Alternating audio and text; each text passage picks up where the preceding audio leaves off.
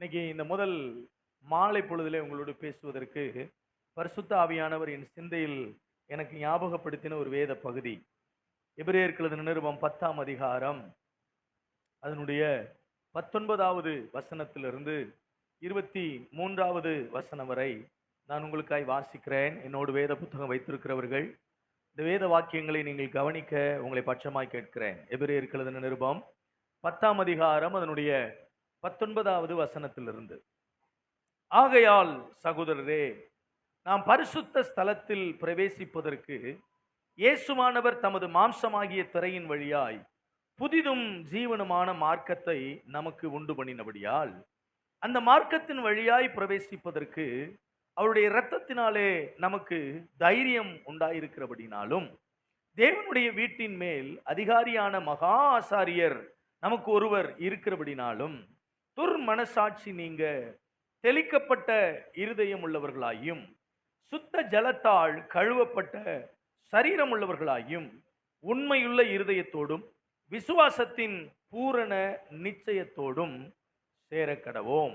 அல்லாமலும் நம்முடைய நம்பிக்கையை அறிக்கையிடுகிறதில் அசைவில்லாமல் உறுதியாய் இருக்க கடவோம். வாக்குத்தத்தம் பண்ணினவர் உண்மையுள்ளவராய் இருக்கிறாரே. வாக்குத்தத்தம் பண்ணினவர் உண்மையுள்ளவராய் இருக்கிறாரே.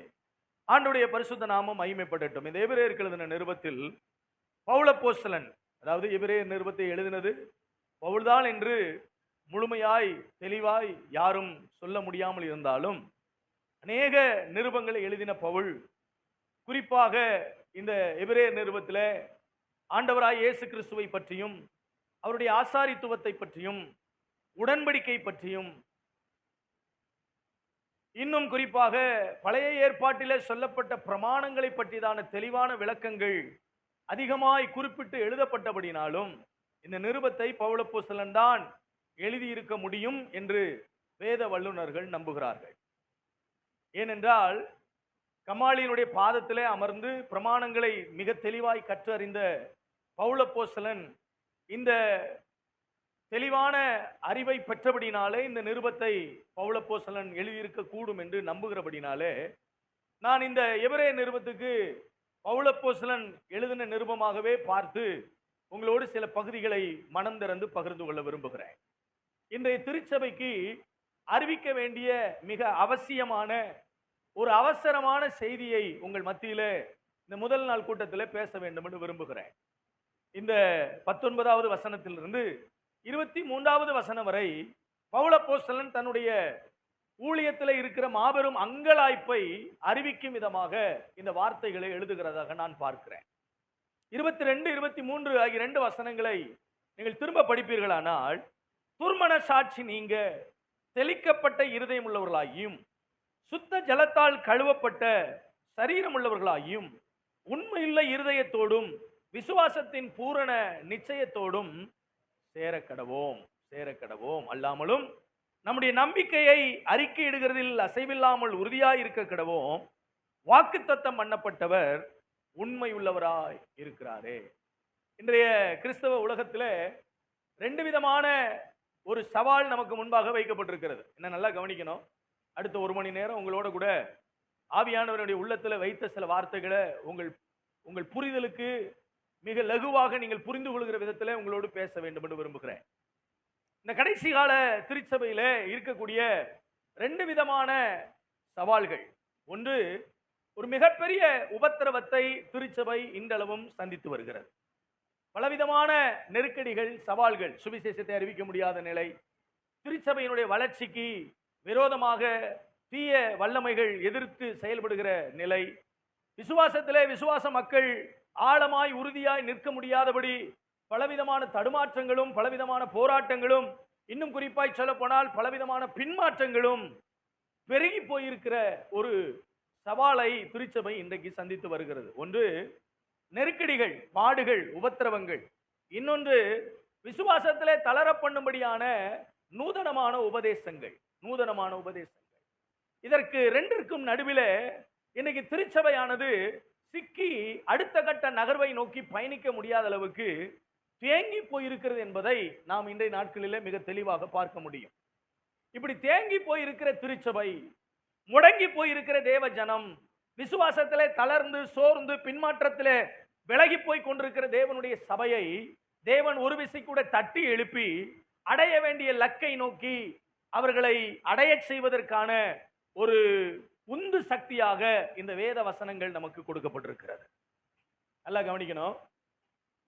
ஒரு விதமான மயக்கத்துக்குள்ள, ஒரு விதமான முடக்கத்துக்குள்ள திருச்சபையானது முடங்கி போய் விட்டது. முன்னோக்கி போக வேண்டிய திருச்சபை, முன்னேறி போக வேண்டிய திருச்சபை, அசைவுகளை காண வேண்டிய திருச்சபை, ஆவிக்குரிய மறுவளர்ச்சியை, ஆவிக்குரிய எழுப்புதலை சந்திக்க வேண்டிய திருச்சபை இன்றைக்கு முடங்கி போய்விட்டது. இந்த வசனத்தை வாசிக்கும் போது மிக அழகாக எபிரேய ஆக்கியோன் சொல்கிறான், பூரண நிச்சயத்தோடு, விசுவாசத்தின் பூரண நிச்சயத்தோடு சேர கடவோம். டு பி ரீச், நாம் அடைய வேண்டிய ஒரு லக்கு என்று ஒன்று இருக்கிறது. அதனாலதான் பவுல் மிக அழகா சொல்றாரு, அடைந்தாயிற்று என்று நான் எண்ணாமல், பிலிப்பியர் 3ல அடைந்தாயிற்று என்று எண்ணாமல் இன்னும் ஆசையாய் நான் என்ன செய்கிறேன், தொடருகிறேன். பரம அழைப்பின் பந்தய பொருளுக்காக லக்கை நோக்கி தொடருகிறேன். எனக்கு லாபமாய் தோன்றுகிற எல்லாவற்றையும் கிறிஸ்துவை அறிகிற அறிவின் மேன்மைக்காக நஷ்டம் என்றும் குப்பையுமாகவும் என்ன செய்கிறேன், எண்ணுகிறேன். என்னுடைய வாழ்க்கையில எனக்கு முன்னாக ஓடின பரிசுத்தவான்களுடைய அடிச்சுவடுகளை பின்பற்றி பின்னானவைகளை மறந்து முன்னானவைகளை நாடி பரம அழைப்பின் பந்தய பொருளுக்காக நான் லக்கை நோக்கி தொடருகிறேன். அன்புக்குரியவர்களே, பவுல் சந்திக்காத பிரச்சனை இல்லை, பவுல் சந்திக்காத போராட்டம் இல்லை. பவுலுடைய வாழ்க்கையில வந்ததான நெருக்கடிகளைப் போல இன்றைய திருச்சபைகளுக்கோ தேவ ஜனங்களுக்கோ ஒன்றும் வரவில்லை. எவ்வளவோ நெருக்கடிகள், எவ்வளவோ பாடுகள், எவ்வளவோ உபத்திரவங்கள், எவ்வளவோ ரத்தம் சிந்துதல்கள், எவ்வளவோ அவமானங்கள், எவ்வளவோ விமர்சனங்கள், எவ்வளவோ கேலி கூத்துக்கள், எவ்வளவோ மரணத்துக்கு ஏதுவான உபாதைகள், எவ்வளவோ கட்டுக்கள், எவ்வளவோ பாடுகள், உபத்திரவங்கள், சவால்கள், இவைகள் எல்லாவற்றையும் சந்தித்த ஒரு தேவ மனிதன் சொல்லுகிறான், நான் என்னுடைய ஆவிக்குரிய லக்கை அடைய வேண்டும் என்று விரும்புகிறேன். ஒரு அலையிலே சொல்லுங்களேன், ஒரு ஆவிக்குரிய லக்கை அடைய வேண்டும் என்று விரும்புகிறேன். I have a destination. எனக்கு ஒரு எல்லைக்குறி இருக்கிறது. எனக்கென்று தேவன் ஒரு நியமத்தை, ஒரு எல்லைக்குறி, ஒரு குறிப்பிட்ட இடத்திலே நான் போய் சென்றடைய வேண்டும் என்று தேவன் எனக்கு நியமித்து வைத்திருக்கிறார். அவர் நியமித்து வைத்திருக்கிற அந்த எல்லையை நான் ஆசையாய் அடைய வேண்டும் என்று விரும்புகிறேன். இந்த மாலை கூட்டத்தில் வந்திருக்கிற உங்களோட ஆவியானவர் பேசுவாராக. உங்களுடைய லக்கு எது, உங்கள் ஆசை எது, உங்கள் விருப்பம் எது?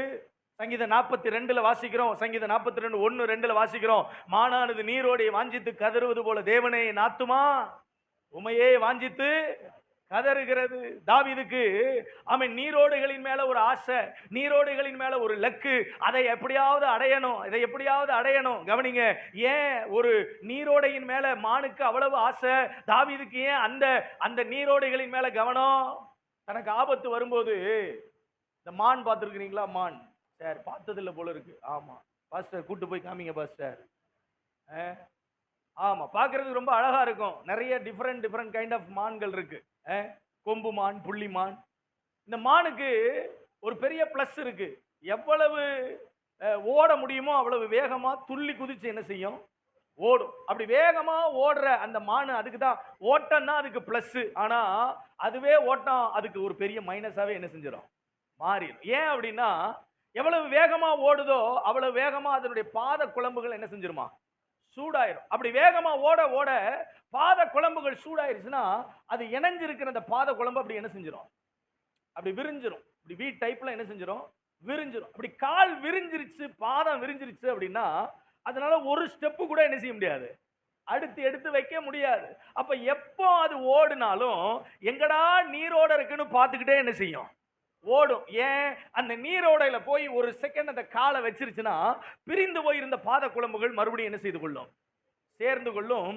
மறுபடியும் தன்னுடைய லக்கை நோக்கி, தன்னுடைய திசையை நோக்கி, தான் அடைய வேண்டிய இடத்தை நோக்கி மிக துல்லியமாய், மிக துரிதமாய் துள்ளி கொண்டு ஓடுவதற்கு அதுக்கு என்ன கிடைச்சிருது, பலன் கிடைச்சிருது. நம்ம வாழ்க்கையில கூட இந்த உலக ஓட்டத்துல நிறைய சவால்கள், நிறைய பிரச்சனைகள், நிறைய ஆபத்துக்கள், நிறைய நெருக்கடிகளோட கூட தான் ஓடிக்கிட்டு இருக்கிறோம். பல நேரங்களில் சோர்ந்து போய், முடங்கி போய், தளர்ந்து போய், அப்படியே பலவீனப்பட்டு ஆமென் ஒரு இடத்துல நம்ம விழுந்துடுறோம். அப்படி விழும்போது நாம விழாதபடி திரும்ப நம்ம எழுப்புவதற்கு நமக்கு ஒரு நீரோடை இருக்கிறார். அந்த நீரோடைக்கு பெயர் பரிசுத்த ஆவியானவர். அந்த பரிசுத்த ஆவியானவரோட எந்த ஒரு தேவ மனிதன் ஒட்டி கொள்ளுகிறானோ, அந்த பரிசுத்த ஆவியானவருடைய பிரசன்னத்துல எந்த ஒரு மனிதன் இணைந்து கொள்ளுகிறானோ, அந்த பரிசுத்த ஆவியானவருடைய பிரசன்னத்துக்குள்ள எந்த ஒரு மனிதன் தன்னை இணைத்துக் கொள்ளுகிறானோ, அவனுடைய ஆவிக்குரிய ஓட்டத்தை இந்த உலகத்தின் எந்த சவால்களும் ஒடுக்கவும் முடியாது, நிறுத்தவும் முடியாது, முடக்கவும் முடியாது. அந்த தேவ பிரசன்னம் அவனுக்குள்ள வந்துருச்சுன்னா அவனுடைய ஆவிக்குரிய ஓட்டம் இன்னும் முன்னால ஓடுனதை விட மிக துரிதமாக, மிக வேகமாக. அப்ப நம்முடைய லக்கு, நாம் அடைய வேண்டிய அந்த ஆசை, தாவீது சொல்லுகிறான், மானானது நீரோடை வாஞ்சிப்பது போல தேவனே என் ஆத்துமா, ஏன்னா துர்ச்சன பிரவாகம் அவனை என்ன செய்திருக்கிறது, சூழ்ந்திருக்கிறது. எந்த திசைக்கு திரும்பினாலும் பிரச்சனை. எந்த திசையில யாரை நம்புறது, யாரை நம்ப முடியாதது, யாரு கூட இருக்கிறது, யாரை கூட இருக்க வைக்க முடியாது. இப்படிப்பட்ட ஒரு நிர்பந்தமான நிலையில, இப்படிப்பட்ட ஒரு சவால் நிறைந்த நிலையில பவுல் ரோமருக்கு எழுதின நிருபத்தில் சொல்லும்போது சொல்றாரு, நிர்பந்தமான மனுஷனால் யார் என்னை இந்த மரண சரீரத்திலிருந்து விடுதலையாக்க முடியும்? அப்ப ஏதோ ஒரு வித பாவம், ஏதோ ஒரு விதமான நெருக்கடி, ஏதோ ஒரு விதமான சவால், ஏதோ ஒரு விதமான அந்த அவமானங்கள், ஏதோ ஒரு விதமான என்னுடைய வாழ்க்கையில நான் சந்திக்கிறதான உபத்திரவங்கள், சில மனித வார்த்தைகள் என்னை முடக்குகிறது, பாவம் என்னை முடக்குகிறது, அருவருப்பு என்னை முடக்குகிறது, சில சவால்களை முடக்குகிறது. இப்படிப்பட்ட நிர்பந்தமான நிலையில் என்னை விடுவிக்க யாரால் முடியும்? நான் சொல்கிறேன், உங்களையும் என்னையும் விடுவிப்பதற்கு இயேசு என்கிற ஒரு சர்வ வல்லமையுள்ள தெய்வம் இருக்கிறார். அவர் நம்முடைய வாழ்க்கையில் வரும் பொழுது, அவர் நம்மை தொடும்போது, அவர் சந்திக்கும் போது நம்முடைய வாழ்க்கையில் ஒரு பெரிய விடுதலை அவர் என்ன செய்கிறார்? கையை வைத்து ஒரு அலையில சொல்லுங்க. Who is your destination? யார் உங்களுடைய எல்லைக்குறியாக இருக்கிறார்கள்? எதை பற்றி நீங்கள் தீர்மானித்துக் கொண்டிருக்கிறீர்கள்? எது உங்களுடைய ஆசையா இருக்கிறது? எது உங்களுடைய லக்காக இருக்கிறது? நான் சொல்லுவேன், ஒவ்வொரு கிறிஸ்தவ விசுவாசியும் ஆண்டவரை அறிந்த, ஆண்டவரை புரிந்த, ஆண்டவரை ஏற்றுக்கொண்ட, ஆண்டவருக்காக வாழும்படி தன் வாழ்க்கையை தீர்மானித்த ஒவ்வொரு தேவனுடைய பிள்ளையும் அவனுடைய லக்காக, அவர்களுடைய லக்காக சொல்ல வேண்டியது பரலோக ராஜ்யம். எத்தனை பேருக்கு ஆசை இருக்கு பரலோகம் போகணும்னு? ஒரு அலையில சொல்லுங்க. சிலர் சிரிக்கிறாங்க, அதுக்குள்ள என் பாஸ்டர் இன்னும் கொஞ்ச நாள் இந்த உலகத்துல என்ன செய்யணும்? வாழணும் பாஸ்டர். தோத்துறோம். இந்த இவ்வளவு நெருக்கடியும் பிரச்சனையும் கஷ்டமும் உலகத்துல நிரம்பி இருக்கும்போது, இவ்வளவு நிரம்பி இருக்கிற இந்த உலகத்திலே உங்களுக்கு வாழ்றதுக்கு இவ்வளவு ஆசைனா, நான் சொல்ற பரலோகம் பாருங்க, அங்க பசி இல்லை, அங்க தாகம் இல்லை, அங்க நிர்வாணம் இல்லை, அங்க போட்டி இல்லை, அங்க பொறாமை இல்லை, அங்க கண்ணீர் இல்லை, அங்க கவலை இல்லை. எல்லா காலமும் எல்லா நேரமும் அந்த ஆட்டுக்குட்டியானவருடைய பிரசன்னத்துக்குள்ள சர்வலோகத்தின் ஆண்டவராய் இருக்கிற இயேசுவை ஆமென் பல ஆயிரம் கோடி தேவதூதர்கள் சேர்ந்து சேனைகளின் கர்த்தர் பரிசுத்தர் பரிசுத்தர் பரிசுத்தர் பரிசுத்தர் பரிசுத்தர் என்று ஓயாமல் துதிக்கிற அந்த துதியின் சத்தம் கேட்கிற இடத்துல எவ்வளவு மகிமையான ஒரு இடம், எவ்வளவு மகிமையான ஒரு எல்லை. அந்த எல்லையை நோக்கி பயணிக்கிற ஒரு ஆவிக்குரிய வாழ்வை தேவன் இந்த உலக வாழ்க்கையில் உங்களுக்கும் எனக்கும் கொடுத்திருக்கிறார். ஒரு அலையில சொல்லுங்களேன். அப்ப அடைய வேண்டிய ஒரு லக்கு நமக்கு ஒன்று இருக்கிறது. லக்கை நோக்கி நாம் பயணிக்க வேண்டிய கிறிஸ்தவர்கள், லக்கை நோக்கி ஓட வேண்டிய கிறிஸ்தவர்கள். நமக்கு ஒரு எல்லை குறி இருக்கிறது. நம்ம எங்க போய் சேர போறோம்ன்றது நமக்கு தெரியும். எந்த எல்லையில போய் நிக்க போறோம்ன்றது நமக்கு தெரியும். எதை நாம் பெற போகிறோம் என்று நமக்கு பவுல் சொல்றார் இல்லையா தீமோத்தேயு புத்தகத்துல, நல்ல போராட்டத்தை விசுவாசத்தை காத்துக்கொண்டேன், நல்ல போராட்டத்தை போராடினேன், விசுவாசத்தை காத்துக்கொண்டேன். இது முதல் எனக்காக ஒரு நித்திய ஜீவனை, ஒரு நித்திய கிரீடத்தை கர்த்தர் எனக்கு வைத்திருக்கிறார். நான் அதை என்ன செய்ய போகிறேன்? பெறப்போகிறேன். He knows everything. அவனுக்கு அந்த எல்லையினுடைய முடிவு என்னன்னு தெரியும். அவன் பெறப்போகிற அந்த எல்லை, அவன் பெறப்போகிற அந்த ஆசீர்வாதம், அவன் பெறப்போகிற அந்த முடிவு என்னன்னு அவனுக்கு. நான் சொல்றேன், பவுலுக்கு மட்டும் இல்ல, இங்க வந்து உட்கார்ந்து இருக்கிற ஒவ்வொரு தேவ பிள்ளைக்கும் ஆமென் உங்களுடைய முடிவு எப்படின்னு உங்களுக்கு தெரியும். நீங்கள் எங்கே போய் சேர போகிறீர்கள், உங்களுடைய நிலை என்னவா இருக்க போகிறது, நீங்கள் அடைய போகிற லக்கு எப்படிப்பட்டது என்பதை குறித்த அறிவு உங்களுக்கு உண்டு. ஆனா இன்னைக்கு ஒரு பெரிய கேள்வி என்னன்னா, உங்கள் லக்கை நீங்கள் அடைய வேண்டும் என்று விரும்புகிற அந்த லக்கை அடைய நீங்கள் செய்து கொண்டிருப்பது என்ன? நீங்கள் அடைய வேண்டிய லக்கை அடைவதற்கு நீங்கள் இன்றைக்கு உங்கள் ஆவிக்குரிய வாழ்வில் செய்து கொண்டிருக்கிறது என்ன. பவுல் ஆமென் ரொம்ப அழகா இந்த எபிரேயர் நிருபத்தில் சொல்லும்போது இந்த எழுதின தேவ மனிதன் மிக அழகா சொல்றாரு, இந்த அடைய வேண்டிய இலக்கை அடைவதற்கு 3 காரியங்கள் உங்களுக்கு ஏற்கனவே என்ன செய்யப்பட்டாகிவிட்டது, செய்து முடிக்கப்பட்டு விட்டது. 19ஆம் வசனத்தை திரும்ப வாசிங்க பார்க்கலாம். ஆகையால் சகோதரரே, பரிசுத்த ஸ்தலத்தில் பிரவேசிப்பதற்கு இயேசுவானவர் தமது மாம்சமாகிய திரையின் வழியாய் புதிதும் ஜீவனுமான மார்க்கத்தை நமக்கு நம்பர் 1 நாம் அடைய வேண்டிய லக்குக்கான வழியை ஆண்டவர் இயேசு திறந்து விட்டார். ஒரு அலையில சொல்லுங்க பாப்போம். பக்கத்துல கையை பிடிச்சு சொல்லுங்க, நீங்க போகிறதுக்கு வழி கிடைச்சிருச்சு, வழி கிடைச்சிருச்சு, பாதை கிடைச்சிருச்சு. ஒருவேளை பாதை தெரியாம இருந்த நமக்கு, வழி தெரியாம இருந்த நமக்கு ஆண்டவராய் இயேசு கிறிஸ்து ஒரு மார்க்கத்தை, ஜீவனுமான ஒரு மார்க்கத்தை நமக்கு என்ன செய்து விட்டார், வழியை உண்டாக்கி விட்டார். அதனாலதான் இயேசுநாதர் யோவான்ல சொல்றாரு, நானே வழியும் சத்தியமும் ஜீவனுமாய் இருக்கிறேன். அப்ப நமக்கு வழி தெரியாது, சிலருக்கு ரூட் தெரியல, எந்த ரூட்ல போறோம், எங்க போய் சேர போறோம், என்ன செய்ய போறோம் தெரியல. ஆனா விசுவாசிக்கிற இயேசுவை நம்புகிற ஒவ்வொரு விசுவாசிக்கும் கர்த்தர் கொடுத்த முதல் ஆசீர்வாதம், நீங்கள் சென்றடைய போகிற அந்த இடத்திற்கான வழியை அவர் தம்முடைய ஒரே பேரான குமாரனாகிய இயேசுவின் மூலம் என்ன செய்து விட்டார், திறந்துட்டார். வழி திறந்துருச்சு. தோத்துறோம். வழி திறந்துட்டாலே வாழ்வு கிடைச்சிரும். சிலருக்கு வழி திறக்காததுனால தான் வாழ்வு என்ன செய்யல, எங்க போய் சேர போறோம், என்ன செய்ய போறோம், ஏதாவது ஒரு முட்டுச்சந்தில போய் முட்டிக்கிட்டு அதுக்கப்புறம் ஐயோ என்ன பண்றதுன்னு தெரியலையே, இந்த திசையில வந்துட்டேனே, இந்த இடத்துக்கு வந்துட்டேனே, இப்படி தான் இருக்கும்னு எனக்கு தெரியாம போச்சு. நான் சொல்றேன், இன்னைக்கு உங்களுக்கு கொடுக்கப்படுகிற தீர்க்க தரிசன வார்த்தையே என்னன்னா, உங்களுக்கான வழியை கர்த்தர் திறந்திருக்கிறார். இனி நீங்கள் முட்டுச்சந்தில போய் நிற்க வேண்டிய அவசியம் இல்லை. உங்கள் ஊழியத்தின் எதிர்காலத்திற்கான வழி திறக்கப்பட்டு விட்டது, உங்கள் குடும்பத்திற்கான வழி திறக்கப்பட்டு விட்டது, உங்களுடைய ஆசீர்வாதத்திற்கான வழி திறக்கப்பட்டு விட்டது, உங்கள் நன்மைக்கான வழி திறக்கப்பட்டு விட்டது, உங்கள் விடுதலைக்கான வழி திறக்கப்பட்டு விட்டது, உங்களுக்கான அற்புதத்துக்கான வழி திறக்கப்பட்டு விட்டது, உங்களுக்கான அனுகூலமான வழி ஆண்டவராய் இயேசுவின் மூலம் உங்களுக்கு திறக்கப்பட்டு விட்டது. ஒரு அல்லேலூயா சொல்லுங்க. அல்லேலூயா. இனி நீங்க வழியை தேடி கண்டுபிடிக்க வேண்டிய அவசியம் இல்ல. தோத்துறோம். உங்க கையில இருக்கிற செல்போனுடைய நேவிகேஷன் கூட சில நேரங்களில் தப்பான ரூட்டை, சிலர் மேப்பை நம்பியே ஓடுறாங்க. தோத்துறோம். நான் சொல்றது புரியுதா உங்களுக்கு? ஆமா, ஒரு இடத்துக்கு போறதுக்கு ஒரு மேப்பை போட்டு அது தோத்துறோம். அப்பப்போ ஒரு பொம்பளை பிள்ளை சொல்லும், வலதுபுறம் திரும்பவும், இடதுபுறம் திரும்பவும். தோத்துறோம். அந்த பிள்ளை சொல்றதை கேட்டு கேட்டு போனா கடைசியில ஒண்ணு முட்டுச்சந்தா இருக்கும், இல்லைன்னா சுடுகாடா இருக்கும். புரிஞ்சவங்களுக்கு தோத்துறோம், புரியாதவங்க தெரிஞ்சுக்குங்க. நான் சொல்றது உங்களுக்கு புரியுதா? அப்ப நல்லா கவனிங்க.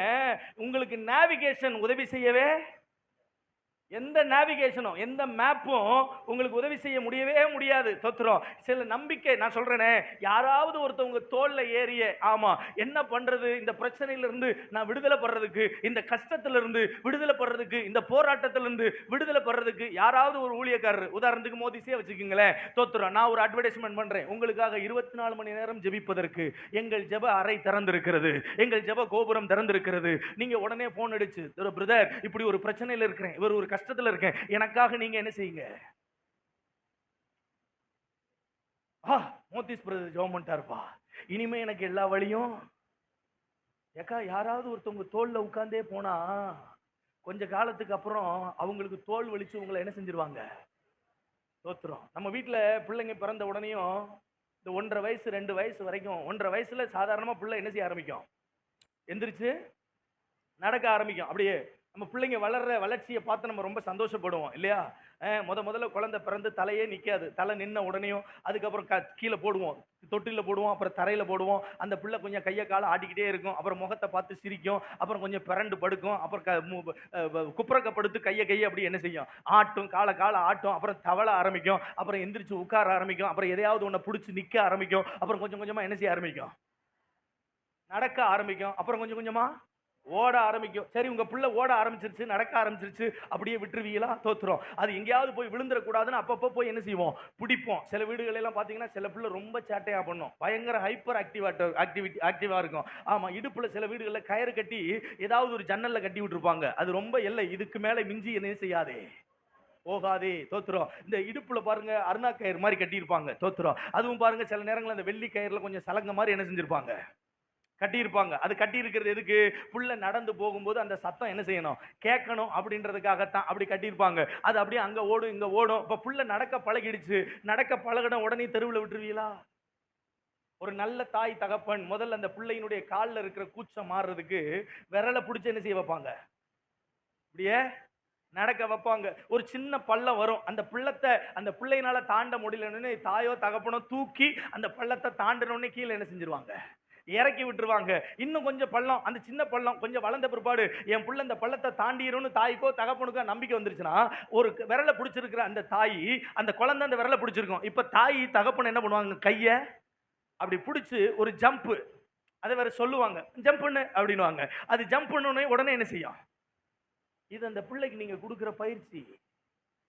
நல்லா வளர்ந்து நல்லா நடக்க பழகி அந்த பள்ளத்தை தாண்டறதுக்கான திராணி வந்தா கூட, ஐயோ என் புள்ள காலில் அடிபட்டுருமே, என் புள்ள விழுந்துருமே, என் புள்ள தடுமாறிடுமே, தூக்கி டக்குன்னு இடுப்புல வச்சுக்கிறது, தூக்கி டக்குன்னு தூக்குறோம். ஆமா, அந்த அந்த மார்ல வச்சுக்கிறது, இல்லைன்னா தூக்கி தோல்ல வச்சுக்கிறது.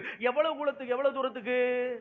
ஒரு 2 வயசு, ஒரு 4 வயசு, ஒரு 5 வயசு, ஒரு 8 வயசு, 10 வயசு, 15 வயசு ஆனாலும் என் பிள்ளைய நான் என் இடுப்புலையே தூக்கி வச்சுக்கிடுவேன் அப்படின்னு தூக்கி வச்சுக்கிட்டீங்கன்னா, ஒண்ணு உங்க இடுப்பு ஓடியும், இல்லைன்னா அது கடைசி வரைக்கும் என்ன செய்யாது? நடக்காது. அப்ப அந்தந்த பருவத்துல அந்தந்த பயிற்சியை உங்க பிள்ளைகளுக்கு நீங்க கொடுக்கிற மாதிரி உங்க ஆவிக்குரிய ஓட்டத்துல, உங்களுடைய ஆவிக்குரிய முன்னேற்றத்திற்கு தேவன் உங்களுக்கு சில பயிற்சிகளை கொடுப்பார். நீங்களா ஜெபிக்கணும், நீங்களா வேத வாசிக்கணும், நீங்களா தேவனை தேடணும், நீங்களா உங்க ஆவிக்குரிய வாழ்க்கையில முன்னேற பழகணும். யாராவது ஒருத்தவங்க நம்மளை நடத்துவாங்க. நான் அடிக்கடி சொல்லுவேன், we don't need any worship leaders. நமக்கு எந்த worship leadersம் என்ன சொல்ல மாட்டீங்க? தேவையில்லை. நம்மளை ஜெபத்துல நடத்துறதுக்கு ஆமென் பிரேயர் லீடர்ஸ் நமக்கு தேவையில்லை. நான் சொல்லுவேன், என்னுடைய இருதயம் நன்றியால் நிரம்பினால் ஆமென், நான் ஆராதிக்கும் போது என்ன கையை தூக்குங்கன்னு யாரும் சொல்ல வேண்டிய அவசியம் இல்லை, வாயத்தரங்கன்னு யாரும் சொல்ல வேண்டிய அவசியம் இல்லை. ஆராதனை நடத்திக்கிட்டு இருக்கும்போது பாப்பா பாட்டு பாடிக்கிட்டு இருந்தா, பாஸ்டர் கொஞ்ச நேரம் இப்படி மைக் இப்படி போட்டுட்டு இப்படி பார்த்துக்கிட்டே இருந்தார். ஏன் சொல்ல வேண்டிய அவசியம் இல்லை.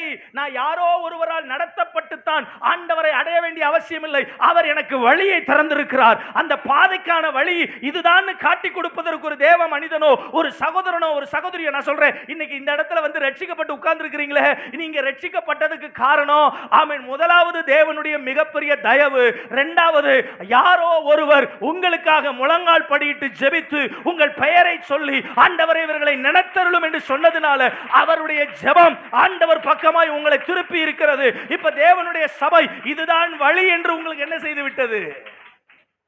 காட்டிருச்சு. வழி காட்டிருச்சு. தோத்துறோம். வழியை காட்டுறதுக்கு தான் கன்வென்ஷன் கூட்டம், வழியை காட்டுறதுக்கு தான் உபவாச கூட்டம், வழியை காட்டுறதுக்கு தான் ஞாயிற்றுக்கிழமை ஆராதனை, அதுக்கு தான் பிரசங்கம், அதுக்கு தான் ஜெபம், அதுக்கு தான் ஊழியம், அதுக்கு தான் வேலை வெளியில இருந்து வருகிற ஊழியர்களை அழைத்து பிரசங்கம் பண்ண வைக்கிறது. தோத்துறோம். உங்க பாஸ்டருக்கு பிரசங்கம் பண்ண தெரியாமலோ அல்லது ஜெபம் நடத்த தெரியாமலோ எங்களெல்லாம் என்ன செய்யல, எங்களை விட சிறப்பா செய்வாரு. அப்ப எங்களை கூட்டிட்டு வந்திருக்கிறார்னா சில விஷயங்களை சில நேரங்களில் சபை போதகரால என்ன செய்ய முடியாது, பேச முடியாது. பேசுனா பாஸ்டர் என்னையவே குத்தி பேசுறாரு, பாஸ்டர் என்ன மனசுல வச்சுக்கிட்டு தான் பேசுறாரு. எங்க சபையில எல்லாம் யாராவது அப்படி சொன்னா நான் உண்மையா சொல்லுவேன், சத்தியமா உங்களை மனசுல நினைச்சுக்கிட்டு தான் என்ன செய்யறேன். நான் கேட்கிறேன், உங்களை மனசுல வச்சுக்கிட்டு பேசுறதுக்கு தான் கர்த்தர் எங்களை ஊழியக்காரனா என்ன செஞ்சிருக்கிறாரு, வச்சிருக்கிறாரு. எந்த வசனத்தை எடுத்து பிரசங்கம் பண்ணாலும் குத்துதுன்னா குத்துதுன்னு தான் தெரியுதுல, மனம் திரும்பினா தான் என்ன வழியில சொல்லுங்களேன். அப்ப வழியை ஆண்டவர் உங்களுக்கு உண்டாக்கி கொடுத்திருக்கிறார். அப்ப அந்த வழியை ஆண்டவர் உங்களுக்கு திறந்திருக்கும் போது அந்த வழியை நீங்கள் அறிந்து கொண்டு அந்த வழியினுடைய அடிச்சுவடுகளை பின்பற்றி நீங்கள் அடைய வேண்டிய லக்கை என்ன செய்ய முடியும், அடைய முடியும். அப்ப முதலாவது வழி திறக்கப்பட்டிருக்கிறது. இரண்டாவது இன்னும் பியூட்டிஃபுல்லான வசனம், அந்த வசனத்தை இன்னொரு தடவை வாசிங்க, 21வது வசனத்தை வாசிங்க பார்ப்போம். தேவனுடைய வீட்டின் மேல் அதிகாரியான மகா ஆசாரியர் நமக்கு ஒருவர் இருக்கிறார். கையை வைத்து ஒரு அலையில சொல்லுங்க. முதலாவது ஆண்டவராய் இயேசு கிறிஸ்து, பிதாவாகிய தேவன் தம்முடைய ஒரே பேரான குமாரனாகிய இயேசுவின் மூலமாக ஒரு ஜீவ மார்க்கத்தை நமக்கு வழியாக என்ன செய்து விட்டார், திறந்துட்டார், வழி திறந்துருச்சு. ரெண்டாவது, வழி திறந்துட்டாலும் நம்மளை கைட் பண்றதுக்கு ஒரு வழிகாட்டி தேவை. இப்ப நான் சொல்றேன், வழி திறந்தவரே உங்களுக்கும் எனக்கும் வழிகாட்டியாய் இருக்கிறார். ஆமென். அவரை போல ஒரு நல்ல ஆலோசகர் ஒருவரும் இல்லை. அவரை போல ஒரு நல்ல வழிகாட்டி வேற ஒருவரும் இல்லை. உங்களை நான் கூட்டிட்டு போறேன் வாங்கன்னு கூட்டிட்டு போற ஆளுக்கு பலருக்கு ரூட்டே என்ன செய்யாது. நான் சொல்றது உங்களுக்கு புரியுதா? சிவகாசிக்கு நான் புதுசு, திருத்தங்களுக்கு நான் புதுசு. ரோட்ல யாராவது ஒருத்தவங்க நான் வந்துகிட்டு இருக்கும்போது இந்த இடத்துக்கு போறது எப்படி, வாங்க வாங்க நான் உங்களை என்ன செஞ்சுட்டு போறேன், கூட்டிட்டு போறேன். நானே ரூட்டு தெரியாம குருட்டாட்டமா சுத்திக்கிட்டு இருக்கேன். நான் எப்படி ஒரு குருடனுக்கு ஒரு குருடன் வழிகாட்ட முடியுமோ? முடியாது. அப்ப ஆண்டவர் மிக அழகா சொல்றாரு, உனக்கு வழியை திறந்தது மட்டுமில்ல, உனக்கான வழிகாட்டியும் நானாகவே இருக்கிறேன். நான் உனக்கு ஆலோசகராக இருக்கிறேன். நான் உனக்கு போதித்து பிரயோஜனமானதை போதித்து நீ நடக்க வேண்டிய வழியை உனக்கு காட்டுவேன். உன் மேல என் கண்ணை வைத்து உனக்கு ஆலோசனை. So I have a guide. ஒரு நல்ல சிறந்த வழிகாட்டியாகிய இயேசு எனக்கு இருக்கிறார். ஐயா, வழி திறந்துருச்சு, ஆனா இன்னும் லக்க அடைய முடியல. வழிகாட்டிய இயேசு இருக்கிறார், ஆனா இன்னும் என்ன செய்ய முடியல, லக்க அடைய முடியல. இன்னொரு ஆசீர்வாதம் எக்ஸ்ட்ரா கொடுக்கிறார். வாசிங்க பார்க்கலாம். ஆமென், ஸ்தோத்திரம். 20வது வசனத்தை வாசிங்க பார்க்கலாம். அதே எபிரேயர்களிலிருந்து நிருபம் 10வது அதிகாரம் 20வது வசனம் வாசிங்க. அந்த மார்க்கத்தின் வழியாய் பிரவேசிப்பதற்கு அவருடைய இரத்தத்தினாலே நமக்கு தைரியம். ஒரு அலையில சொல்லுங்க பார்ப்போம். நம்பர் 3, வழி திறந்துருச்சு, வழிகாட்டியும் கிடைச்சிட்டாரு. இப்போ அந்த வழியாய் பிரவேசிப்பதற்கு வேண்டிய தகுதியையும் ஆண்டவர் இயேசு தம்முடைய விலையேற பெற்ற இரத்தத்தினால் உங்களுக்கும் எனக்கும் தந்து விட்டார். ஐயா, அன்னைக்கு பழைய ஏற்பாட்டு புஸ்தகத்துல நியாயப்பிரமாணத்தின் காலத்துல கிருபாசனம் என்கிற தேவனுடைய பிரசன்னத்துக்கு போறதற்கு ஏராளமான சட்டதிட்டங்கள் இருந்தது, ஏராளமான கட்டளைகள் பிறப்பிக்கப்பட்டிருந்தது. அதுவும் பிரதான ஆசாரியன் மட்டும்தான் போக முடியும். பிரதான ஆசாரியனும் கிருபாசனத்துக்கு பக்கத்துல போகணும்னா அடிக்கடி போக முடியாது, வருடத்துக்கு ஒரு முறை தான் போக முடியும். அதுவும் ஏபோத்து வஸ்திரத்தை தரித்து அவன் இஸ்ரவேல் ஜனத்துக்காக பலிகளை செலுத்தி அதனுடைய ரத்தத்தை எடுத்துக்கிட்டு தனக்காக பலி செலுத்தி அந்த ரத்தத்தை எடுத்துக்கிட்டு கிருபாசனத்துக்கு பக்கத்துல என்ன செய்யணும், போகணும். போகிறதுக்கு சகலவிதமான தகுதியோட பரிசுத்தத்தோட சகலவிதமான அந்த வழிமுறைகளோட தான் என்ன செய்ய முடியும். என்னதான் பிரதான ஆசாரியனா இருந்தாலும், ஏபோத்து வஸ்திரத்தை தரிச்சிருந்தாலும், நெஞ்சில மார்பதக்கத்தை வச்சிருந்தாலும், கர்த்தருக்கு பரிசுத்தம் என்ற பட்டையை தரிச்சிருந்தாலும், ஆமென் ஸ்தோத்திரம், இடுப்புல ஒரு கயரை ஒரு சங்கிலி என்ன செஞ்சிருப்பாங்க, கட்டியிருப்பாங்க. அந்த சங்கிலியினுடைய இன்னொரு முனை எங்க இருக்கும், வெளியில இருக்கிற ஆசாரியுடைய கரத்துல இருக்கும். தோத்திரம். அந்த உள்ள போய் ஆண்டவரை ஆராதிக்கும் போது, அசைவாட்டுகிற பலியை ஏறெடுக்கும் போது அந்த ஏபோத்து வஸ்திரத்துல தரித்திருக்கிற அந்த அங்காங்கே கட்டப்பட்டிருக்கிற மணிகள் ஒரு சத்தத்தை என்ன செஞ்சுக்கிட்டே இருக்கும். அசைவாட்டும் ஆராதனை, அசைவாட்டும் பலி ஆண்டவருடைய சமூகத்தில் கிருபாசனத்தில் செலுத்தும் போது தன்னுடைய ஆடையில் இருந்த மணிகள் அசைந்து கொண்டே இருக்குமானால் நம்ம ஆளுக்குள்ள என்ன இருக்குன்னு அர்த்தம், உசுர் இருக்குன்னு அர்த்தம். சத்தம் இல்லைனா சொல்லுங்க, சத்தம் இல்லைனா. சில சபைகள்ல சத்தமே இல்லை அப்படின்னா என்ன இல்லை, சில ஆளு சத்தமே இல்லாம இருக்கு. தொத்துறோம், ஜப சத்தம் இல்ல, துதி சத்தம் இல்ல, வேத சத்தம் இல்ல, ஆராதனை சத்தம் இல்ல, உபவாச சத்தம் இல்ல, காணிக்கையின் சத்தம் இல்ல, எந்த சத்தம், மூச்சு பேச்சே இல்ல. தோத்துறோம் அப்படின்னா ஆளு க்ளோஸ், ஆளு க்ளோஸ். தோத்துறோம். வாரத்துக்கு ஒரு நாள் மட்டும் ஆராதனைக்கு வரும். அதுவும் ஆராதனை ஆரம்பிச்சு பாதி தூரத்துல பாதி நேரத்துல வந்து அமைதியா உட்காரும். ஆராதனை முடிஞ்சு நாத்துமாவே கர்த்தரை ஸ்தோத்திரி சொல்றதுக்குள்ள என்ன செஞ்சிடும், ஓடிரும். பாஸ்டர் பார்க்கறது இல்லை. தோத்துறோம். ஆமா, கூட யாரோடையும் சேர்ந்து நிக்கிறது இல்லை, பக்கத்துல இருக்கிறவங்களை விசாரிக்கிறது இல்லை.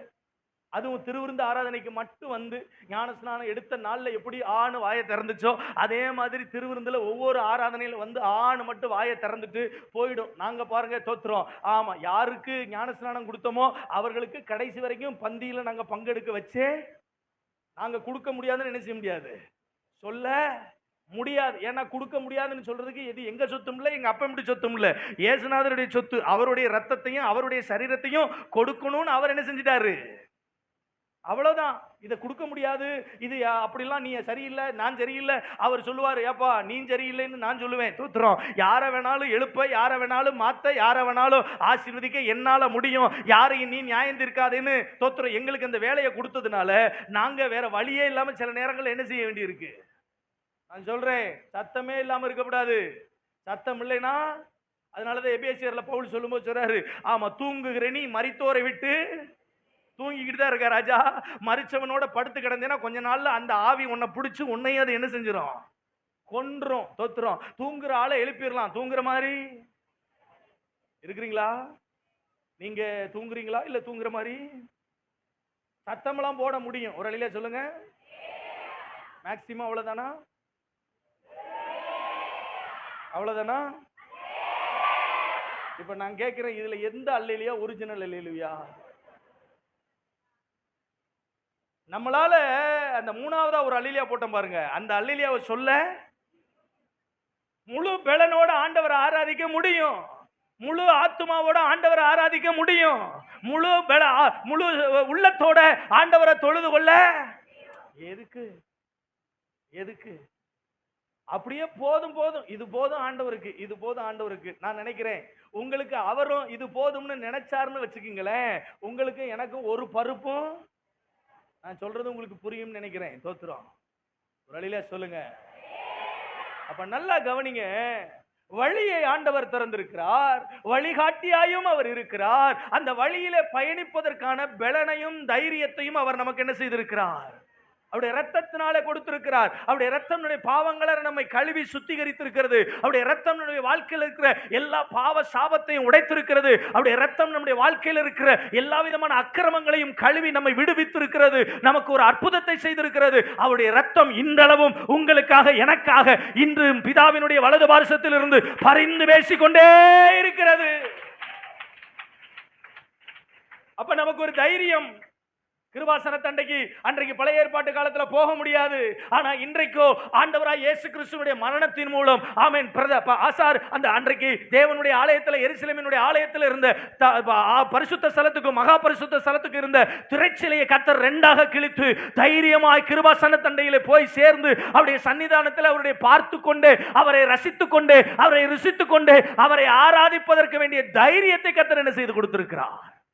ஆனா இவ்வளவு இருந்தாலும் இன்னும் நம்முடைய லக்க நாம என்ன செய்ய முடியல, அடைய முடியல.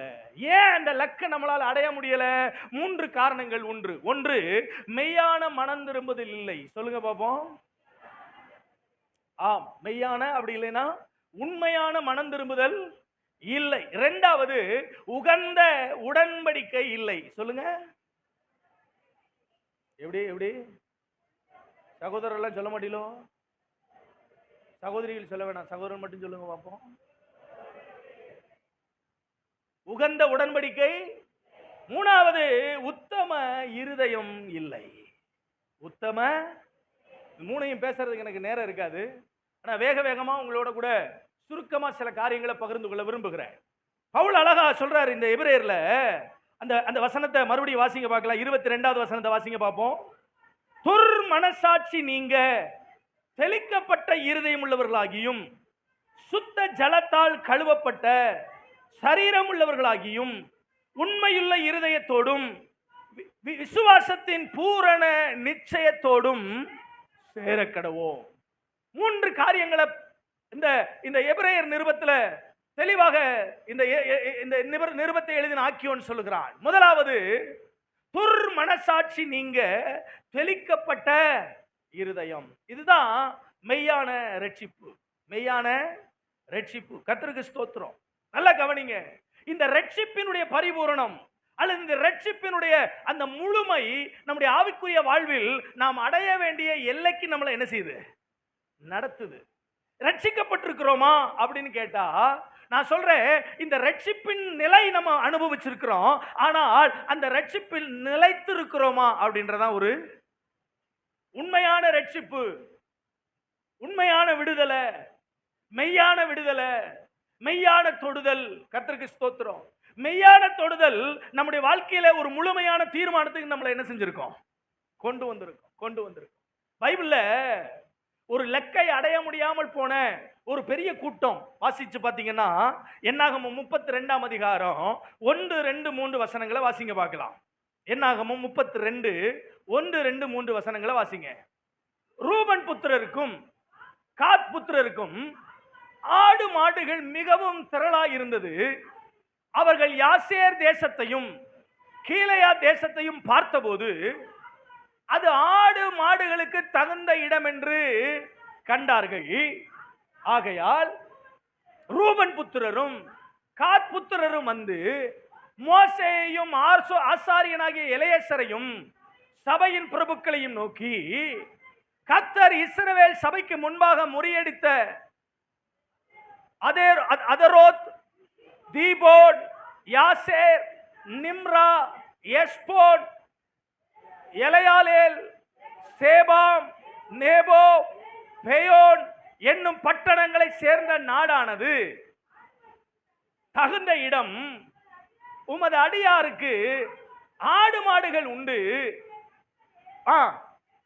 தயவு கிடைத்ததானால் எங்களை யோர்தான் நதிக்கு அப்புறம் கடைந்து போக பன்னீராக இந்த நாட்டை உமது அடியாருக்கு போதும் போதும் போதும். நல்லா கவனிக்கணும். ஆண்டவருடைய வாக்குத்தத்தம் என்ன? பாலும் தேனும் ஓடுகிற கானானுக்கு என்ன செய்யணும்?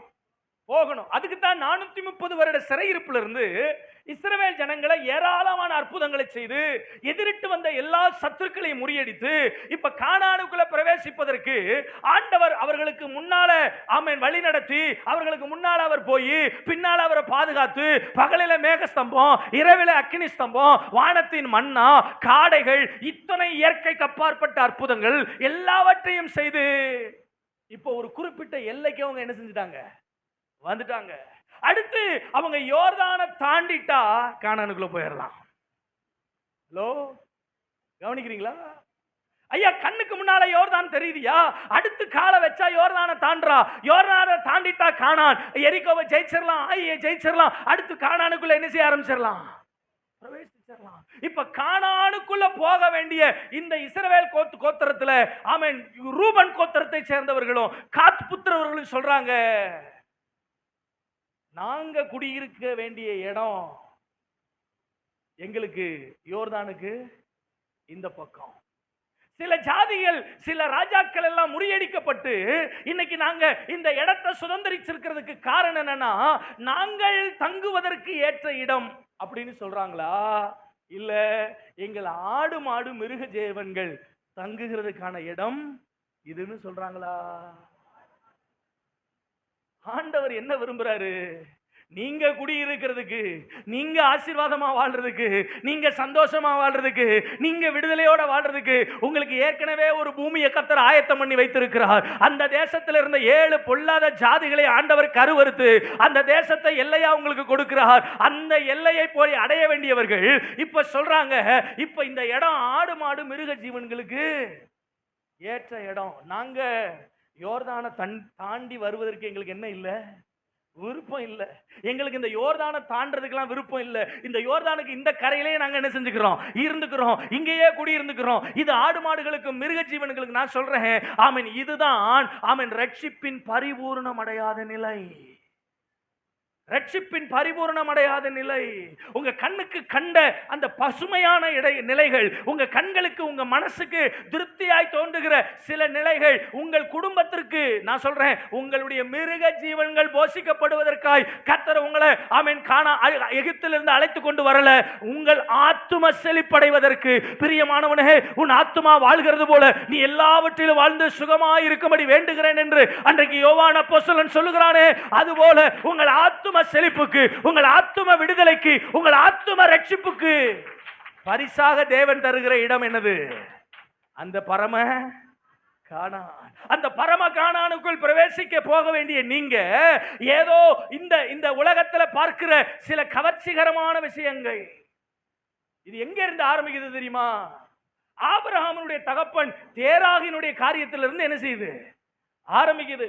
ஆண்டவர் முதல்ல ஆபிரகாம் அழைக்கிறதுக்கு முன்னால யார அழைச்சாரு?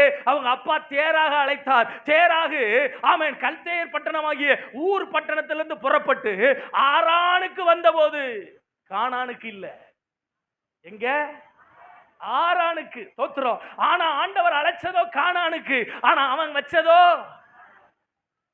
ஆரான்லயே இருந்துட்டான். தோத்துறோம். இதுதான் பரிபூரண ரட்சிப்படையாத நிலை. இதை புரிந்து கொண்ட ஆபிரகாம் ஆண்டவர் சொல்றாரு, நான் உனக்கு காண்பிக்கிற தேசத்துக்கு உன் தாய தகப்பன சொந்த பந்தம் உறவுகள் எந்த எல்லாத்தையும் விட்டுட்டு நான் உனக்கு காண்பிக்கிற தேசத்துக்கு போ. அவன் அந்த கானானின் பயணத்தில் அவன் ஸ்தோத்திர ஆபிரகாமுடைய வாழ்க்கையில் எத்தனையோ திசை திருப்புவதற்கான வாய்ப்புகள் வந்தது, எத்தனையோ இடத்துல கூடாரத்தை போட்டு தங்குவதற்கான வாய்ப்பு வந்தது.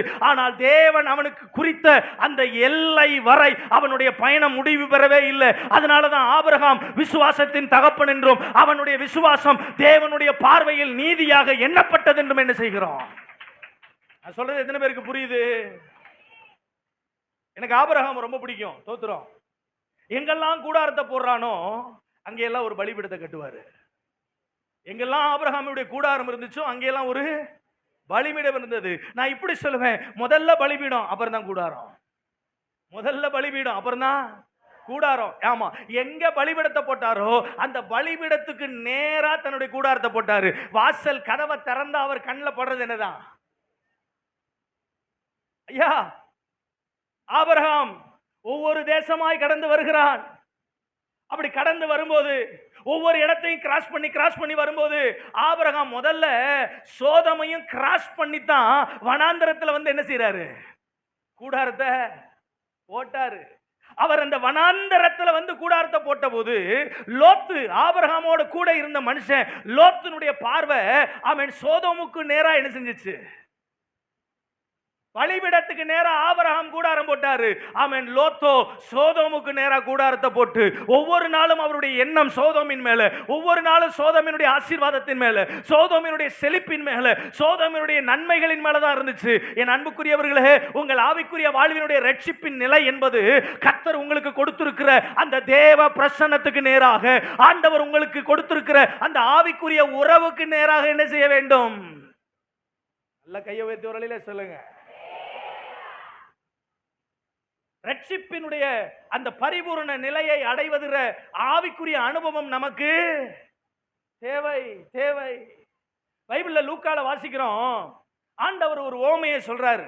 நம்ம எல்லாருக்கும் தெரியும். லூக்கா 8வது அதிகாரம் 12வது வசனத்திலிருந்து 15வது வசனம் வரைக்கும் அந்த ஓமைக்கான விளக்கத்தை ஆண்டவரே சொல்றார்.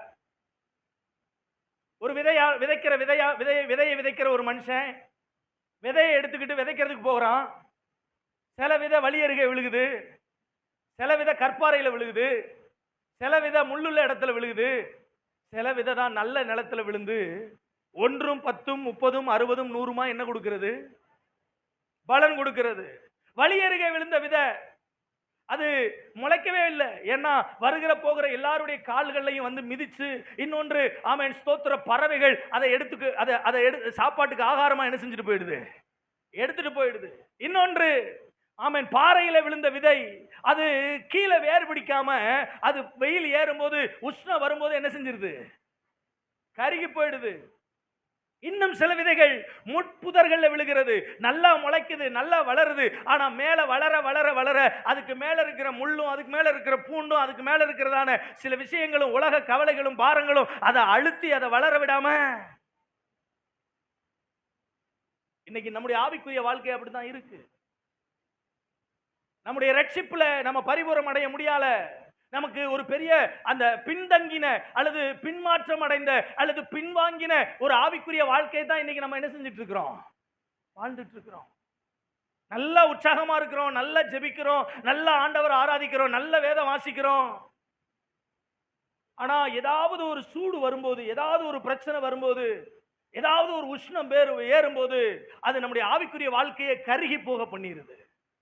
நம்முடைய விசுவாசத்தை கருகி போக பண்ணிருது. நம்முடைய ஜெபத்தை கருகி போக பண்ணிருது. என் அன்புக்குரியவர்களை, இன்றைக்கு கர்த்தர் உங்களோடு என்னோடு பேசுவாராக. உலக கவலைகள் அது நம்மை நெருக்க ஆரம்பிக்கும் போது நம்முடைய வளர்ச்சி தடைபட்டு போய் விடுகிறது. பாடுகளும் பிரச்சனைகளும் வரும்போது நம்முடைய வளர்ச்சி தடைபட்டு போகிறது. நான் சொல்றேன், இதுதான் நம்ம வாழ்க்கையில உண்டாகிற பின்மாற்றத்தின் அடையாளம்.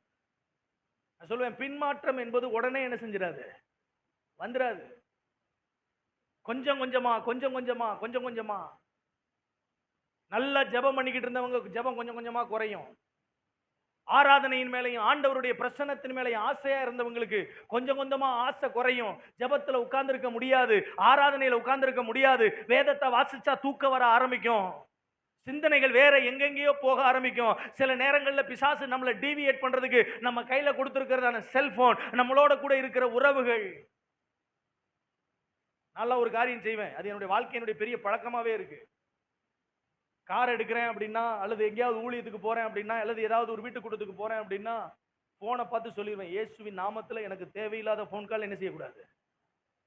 உண்மையா சொல்றேன், அன்வான்டா எந்த போனும் என்ன செய்யாது. என் மனசை சோர்ந்து போக பண்ற மாதிரி, உள்ளத்தை கவலையா வர்ற மாதிரி, தேவையில்லாத நெகட்டிவ் சம்பவங்களை காதல கேட்கிற மாதிரி ஒரு போன் கால் என்ன செய்யக்கூடாது, வரக்கூடாது. இயேசுவின் நாமத்துல போனே வராது. தோத்துரும். யாராவது சிலர் எனக்கு ஃபோன் பண்ணா சொல்லியிருப்பாங்க, அந்த சம்பந்தப்பட்ட நபர்கள் ஃபோன் பண்ணும்போது சொல்லுவாங்க, பாஸ்டர் உங்க நம்பருக்கு கூப்பிட்டுட்டே இருக்கிறேன், நீங்க தொடர்புக்கு வெளியே இருக்கிறீங்கன்னே சொல்லுது. தோத்துரும். இல்லையே, என் ஃபோனில் நல்ல டவர் இருக்கு, ஏன் கூப்பிடல, விடமாட்டாரு. தோத்துரும். இந்த ஆளு கூப்பிட்டானா நம்ம ஆவி என்ன ஆகும், சோர்ந்து போகும், சோர்ந்து போகும். எல்லாம் கவனிக்கணும். யாரெல்லாம் நம்முடைய ஆவிக்குரிய அந்த அனுபவத்தில் தடையா இருக்கிறார்களோ, எந்தெந்த சம்பவங்கள், ஸ்தோத்திரம், உபவாசம் பண்ணணும் ஜெபம் பண்ணணும்னு தீர்மானம் பண்ணியாச்சா, ஜெபம் பண்ணணும் உபவாசம் பண்ணணும்னு தீர்மானம் பண்ண பிற்பாடு, ஆமென் ஸ்தோத்திரம், நான் சொல்லுவேன், ஆமா, உங்க வீட்டு வாசல்ல வெளியில கதவை பூட்டிட்டு உள்ள உட்கார்ந்து என்ன செய்யுங்க. என்ன ஒரு மாதிரியே பாக்குறீங்களே, வெளியில கதவை பூட்டிட்டு வீட்டுக்குள்ள உட்கார்ந்து என்ன செய்யுங்க, ஜெபம் பண்ணுங்க. நம்மளால போனே என்ன செய்ய முடியாது, ஆஃப் பண்ணவே முடியாது. ஏன்னா நமக்கு ஒரு நம்பிக்கை என்னன்னா, தூத்துக்குடியில் ஒரு 4 கப்பல் ஓடுது, அடிக்கடி அம்பானி வேற என்ன செய்வார், நம்மள கூப்பிடுவாரு. அதனால போனை மட்டும் என்னால என்ன செய்ய முடியாது பாஸ்டர், ஆஃப் பண்ணவே முடியாது. வருஷத்துக்கு பல கோடி ரூபா நம்ம டேர்ன் ஓவர் பண்றோம். தோத்துறோம். பல லட்சங்கள் பல கோடிகள் பல பேங்க்ல டெபாசிட் பண்ணி வச்சிருக்கிறோம். அதனால நமக்கு வந்து முக்கியமான போன் கால் என்ன செஞ்சுட்டே இருக்கோம், மண்ணாங்கட்டி. ஜெபத்துக்கு போன நம்மளால ஆஃப் பண்ண முடியல, அது இன்னும் தோத்துறோம். ஆமா, பாஸ்டர் கூட ரொம்ப டீசெண்டா சொன்னார் இன்னைக்கு காலையில. அவர் டீசெண்டா தான் சொல்லுவார், நான் அப்படிலாம் சொல்ல மாட்டேன். நான் முடிச்சுட்டு கிளம்பிடுவேன்ல. சொல்றது உங்களுக்கு புரியுதா? உங்களுக்கு முடிஞ்சா போனை ஆஃப் பண்ணுங்க, இல்லைன்னா சைலண்ட் மோட்ல கூட என்ன செஞ்சுக்குங்க, போட்டு வச்சுக்குங்க.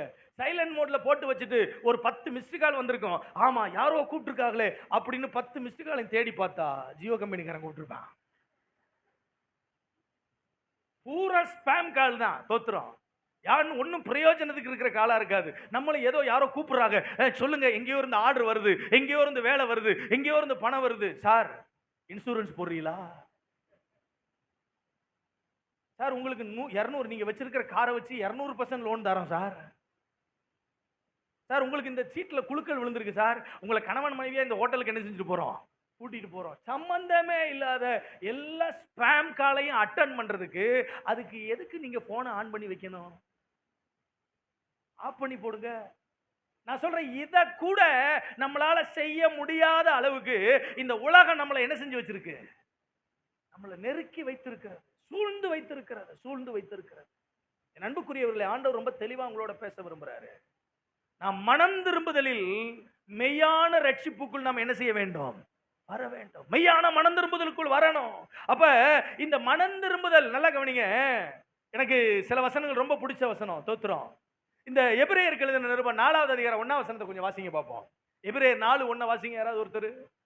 ஆனபடினாலே அவருடைய இளைப்பாறுதலில் பிரவேசிப்பதற்கு ஏதுவான வாக்குத்தத்தம் நமக்கு உண்டாயிருக்க, ஒருவனும் உங்களில் ஒருவனும் அதை அடையாமல் பின்வாங்கி போனவனாக காணப்படாதபடிக்கு பயந்திருக்க கடவோம். சொல்லுங்க எல்லாரும். ஒருவனும் பின்வாங்கி போகாதவனாய் இராதபடிக்கு. என்னுடைய வாழ்க்கையில இந்த பின்மாற்றம் என்கிற ஒன்றுக்கு நான் இடம் கொடுத்து விடாதபடிக்கு மிகுந்த ஜாக்கிரதையோட ஒவ்வொரு ஸ்டெப்பையும் மிகுந்த கவனத்தோட நான் என்ன செய்ய வேண்டும், எடுத்து வைக்க வேண்டும். என்னை நானே நிதானித்து பார்க்க வேண்டும். அதான் பவுல் கொரிந்தியர்ல 1வது அதிகாரம் 1 கொரிந்தியர்ல 10வது அதிகாரத்தில் சொல்றாரு, நம்மை நாமே நிதானித்து அறிந்தால் நாம் நியாயம் தீர்க்க. வெளியில சொல்லுங்க பாப்போம். இதே ஒரு வாக்குத்தத்தத்தை எடுத்து பிரசங்கம் பண்ணினா நம்மால உற்சாகமா கையை தட்டி ஃபயரா இருந்துச்சு பாஸ்டர். ஸ்தோத்திரம். எனக்கு ஆண்டவர் ரொம்ப துல்லியமா இந்த சபையில இதை பேசணும்னு உணர்த்தினாரு. அதனாலதான் இதை நான் பேசிட்டு இருக்கிறேன். ஏதோ உங்களை உசுப்பேத்துறதுக்காக உற்சாகப்படுத்துறதுக்காக இல்ல. உங்களுக்கு தெரியுமா எது உண்மையான எழுப்புதல் அப்படின்னு? எழுப்புதலுடைய முதல் சாராம்சமே மனமாற்றம் தான், மனம் திரும்புதல் தான். வேற ஒரு நிலையிலிருந்து தேவனுடைய திசைக்கு நேராக திரும்புகிற அந்த திருப்பத்திற்கு பேர் தான் என்னது? எழுப்புதல். கவனிங்க, வேதம் ரொம்ப அழகா சொல்லுது, ஒருவனும் அதை அடையாமல் பின்வாங்கி போனவனாக இராதபடிக்கு, பின்வாங்கி போனவனாக காணப்படாதபடிக்கு பயந்திருக்க கடவுள், பயந்திருக்க கடவுள். சில நேரங்கள்ல நம்முடைய ஆவிக்குரிய வாழ்வில் நாம் எதிர்பார்த்த எல்லையை அடைய முடியாமல் போனதுக்கு காரணம் என்ன? ஆண்டவர் விதைச்ச விதைய பாதுகாக்கணும்ன்ற அறிவு, கொடுத்த ரட்சிப்பை பாதுகாக்கணும்ன்ற அறிவு இல்ல, அதை காத்துக்கொள்ள வேண்டும் என்கிற தெளிவு இல்ல. வேதம் சொல்லுது எபிரேயர் 2ல, அற்புதங்களால அடையாளங்களால பலவிதமான பலத்த செய்கைகளால பரிசுத்த ஆவியினால பகிர்ந்தளிக்கப்பட்டிருக்கிற இவ்வளவு பெரிதான ரட்சிப்பை குறித்து நாம் கவலை அற்று இருப்போமானால் தண்டனைக்கு எப்படி? we have to responsible. நாம் அதற்கு பதில் கொடுத்தே ஆகணும். ஒரு நன்மையை கர்த்தர் கொடுத்திருக்கும் போது, ஒரு மாபெரும் விடுதலையை கர்த்தர் நமக்கு கொடுத்திருக்கும் போது, அதை ரொம்ப லேசா, ரொம்ப லத்தாஜிகளா, ரொம்ப கவனம் இல்லாம, ரொம்ப லேசா நம்முடைய வாழ்க்கையை ஆமென் ஸ்தோத்திரம் மூவ் பண்ணணும்னு வைங்களேன். கட்டாயம் நம் கணக்கு கொடுத்தே ஆகணும். காலையில நான் பேசும்போது சொன்னேன், கணவன் மனைவி குடும்ப வாழ்க்கையில கடமை உணர்வு ரொம்ப அவசியம். கணவன் மனைவிக்காக, மனைவி கணவனுக்காக ஜெபிக்க வேண்டிய கடமை உண்டு. கணவன் மனைவியையும், மனைவி கணவனையும் சந்தோஷப்படுத்த வேண்டிய கடமை உண்டு. நான் மட்டும் சந்தோஷப்பட்டுட்டு, நான் மட்டும் சாப்பிட்டுட்டு, நான் மட்டும் திருப்தி ஆயிட்டு, நான் மட்டும் என் தேவைகளை பூர்த்தி செஞ்சுக்கிட்டு அப்படின்னா இதுக்கு நம்ம கல்யாணம் பண்ணணும் அவசியமே? பேச்சுலராகவே என்ன செஞ்சுட்டு போயிடலாம், இருந்துட்டு போயிடலாம். சாப்பிட்டியான்னு தான் மனைவியை பார்த்து கேட்கறதுக்கு என்ன வர மாட்டேங்குது? மனசு வர மாட்டேங்குது, வாய் வர மாட்டேங்குது. ஐயோ, நான் ஒரு ஹோட்டலில் உட்காந்து சாப்பிட்டுக்கிட்டு இருக்கிறேன், உனக்கு ஏதாவது பரோட்டா வேணுமா, ஒரு சிக்கன் வேணுமா கேட்கறதுக்கு, சரி ஒன்றும் வாங்கிட்டு கூட வர வேண்டாம், கேட்க கூட வேணாம், நான் உட்காந்து சாப்பிட்டுட்டேன், நீ எனக்காக காத்துக்கிட்டு இருக்காத, நீ சாப்பிட்டுருன்னு கூட சொல்றதுக்கு என்ன வர மாட்டேங்குது? நான் சொல்றது உங்களுக்கு புரியுதா? வேதம் மிக அழகாக சொல்லுகிறது. என் அன்புக்குரிய தேவனுடைய பிள்ளைகளே, நாம் பொறுப்புள்ளவர்களாக இருக்க வேண்டும், கவனம் உள்ளவர்களாக இருக்க வேண்டும். அதே போல சவால்களை மேற்கொள்ள முடியாத இந்த விதையை குறித்து சொல்லும்போது இயேசுநாதர் சொன்னாரு, முள்ளுள்ள இடங்களில் விதைக்கப்பட்டது, ஆமென், வழியருகே விதைக்கப்பட்டது, சில விதைகள் கற்பாறையின் மேல் என்ன செய்யப்பட்டது? விழுந்தது. கற்பாறையின் மேல விழுந்துச்சு.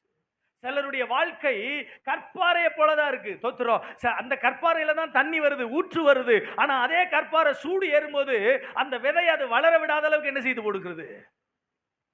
பிரச்சனைகள் வரும்போது நிக்க முடியல, சவால்கள் வரும்போது நிக்க முடியல, உபத்திரவங்கள் வரும்போது நிக்க முடியல. இயேசுநாதரோட இருந்த சீடர்கள் கூட ஆமென் இயேசுநாதர் சொன்ன உபதேசத்தை கேட்டு, இது ரொம்ப கடினமான உபதேசம், இதை எங்களால என்ன செய்ய முடியாது பின்பற்ற.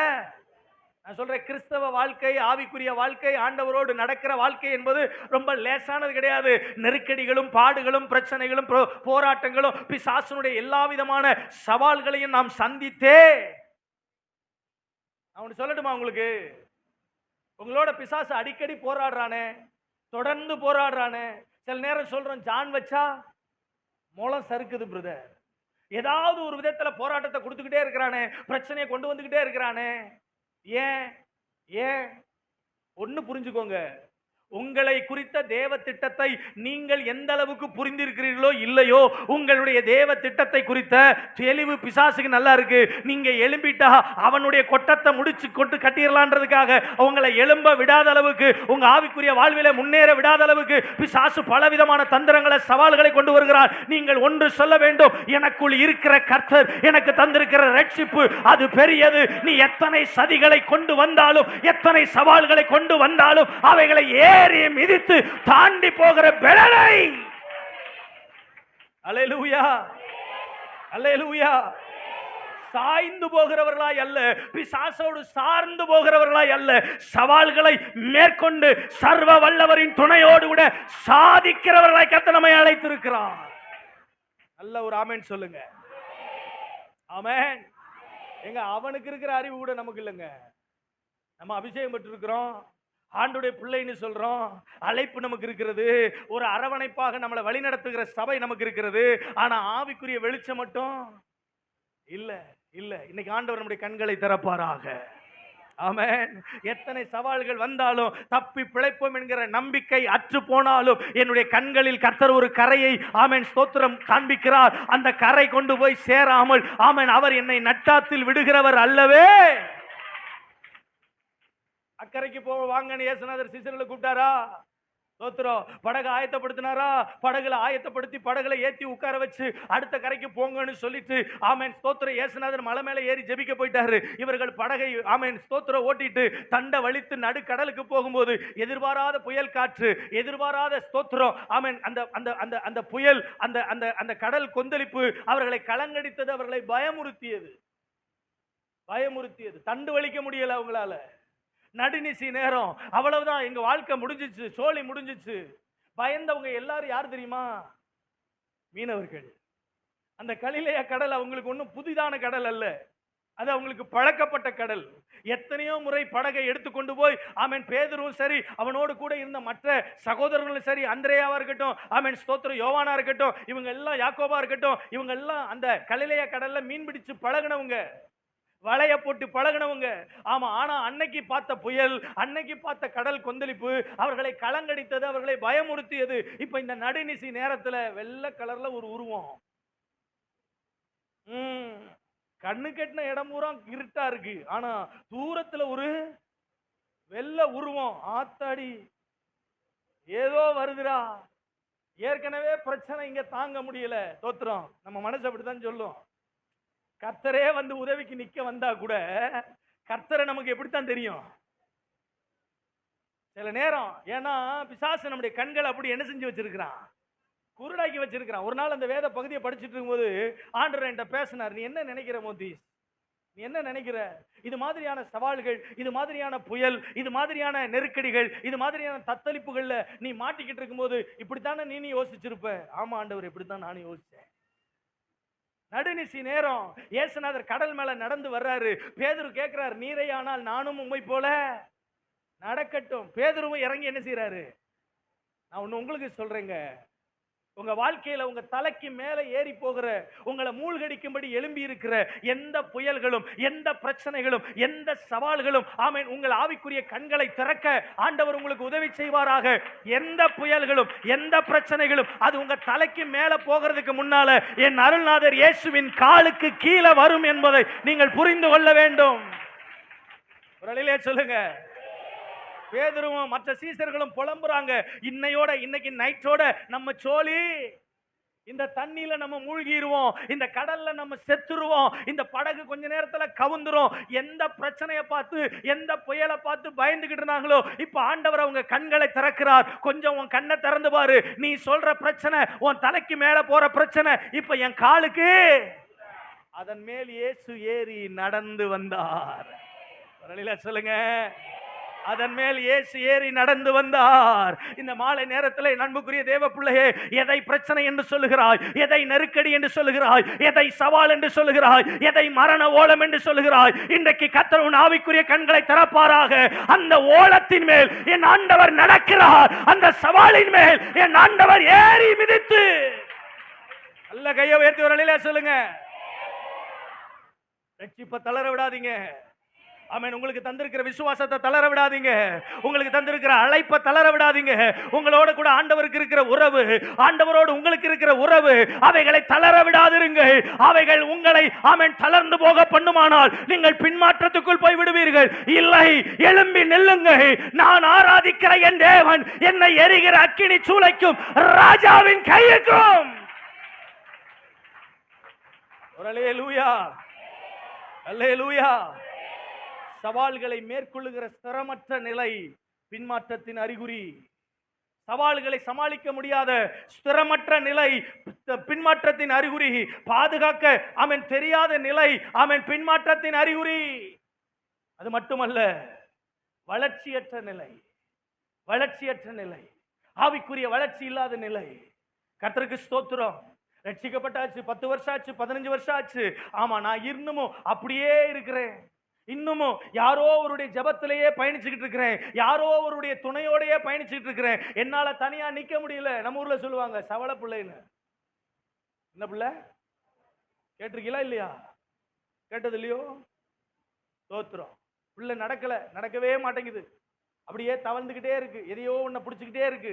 யாரோ ஒருத்தருடைய உதவியை தேடிக்கிட்டே இருக்கு. நிறைய கிறிஸ்தவருடைய விசுவாச வாழ்க்கை எப்படி இருக்கு தெரியுமா? டிபெண்ட் பண்ணியே இருக்கு. ஸ்தோத்திரம். யாராவது ஜெபம் பண்ண மாட்டாங்களா? யாராவது எனக்கு வந்து நிக்க மாட்டாங்களா? யாராவது கூட நிக்க மாட்டாங்க? நான் ஒன்னு சொல்லட்டுமா?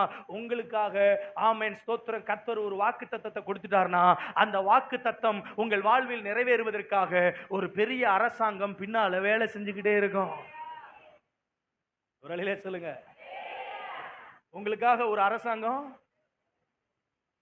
ஆண்டவருடைய வார்த்தை உங்களுக்கு வந்துருச்சுன்னா, ஆண்டவருடைய வாக்கு தத்துவம் தீர்க்க தரிசனம் உங்களை நோக்கி வந்துருச்சுன்னா, ஒரு அரசாங்கம் உங்களுக்கு பின்னால என்ன செய்யுது? ஒரு பெரிய ராணுவம் உங்களுக்கு பின்னால வேலை செஞ்சுட்டு இருக்கு. நம்ப மாட்டேங்கிறாங்க. ஸ்தோத்திரம். பக்கத்துல கையை பிடிச்சு சொல்லுங்க, நீங்க சாதாரணமான ஆள் இல்ல, பயங்கரமான ஆளு. அலையில சொல்லுங்க, பயங்கரமான. ஆண்டவர் கொடுக்கிற வாக்கு தத்தங்கள்லாம் பயங்கரமானது. அன்னைக்கு அந்த ஜெப முகாம்ல கூட சொல்லும்போது சொன்னேன். யோவான் 1வது அதிகாரம் 50வது வசனம் சொல்லுது, இயேசுநாதர் நாத்தான் வேலை பார்த்து சொல்றாரு, இதிலும் அப்படித்தானே எழுதி இருக்கு, இதிலும் பயங்கரமான வார்த்தையை ஆண்டவர் நாத்தான்வேலுக்கு கொடுத்துட்டார். இதுக்கப்புறம் தான்டா சீனே இருக்கு. இதுக்கப்புறம் தான் பயங்கரமான காரியங்களை உன் கண்ணு என்ன செய்யும்? பார்க்கும். அதுக்கப்புறம் சொல்லிட்டு 51ல சொல்றாரு, இது முதல். வாசிங்க அந்த வசனத்தை. பின்னும் அவர் அவனை நோக்கி, வானம் திறந்திருக்கிறதையும் தேவதூதர்கள் மனுஷகுமாரனிடத்திலிருந்து ஏறுகிறதையும் இறங்குகிறதையும் நீங்கள் இது முதல் காண்பீர்கள். கையை வைத்து வரலையில சொல்லுங்க. நாத்தான்வேல், உன்னை அத்தி மரத்துக்கு கீழே இருக்கும் போதே கண்டேன்னு சொல்றதுனால நீ ஆச்சரியப்பட வேண்டியது என்ன?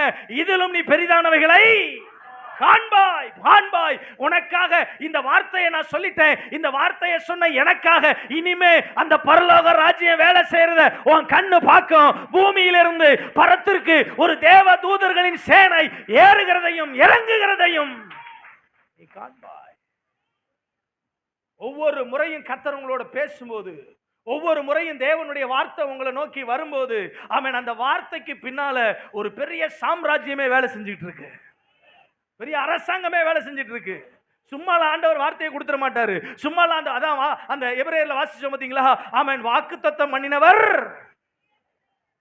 சொல்லிட்டார்னா அந்த சொல்ல காப்பாத்துறதுக்கு என்ன வேணாலும் செய்வார். என்ன வேணாலும் செய்வார். என்ன வேணாலும் செய்வார். ஆமென். இந்த தேவன் என்றென்றும் சதா காலங்களிலும் என்னுடைய தேவன், அவர் என்னை மரண பரியந்தம் நடத்துவார் என்கிற வளர்ச்சி தேவை. வளர்ச்சி தேவை. ஸ்தோத்திரம்.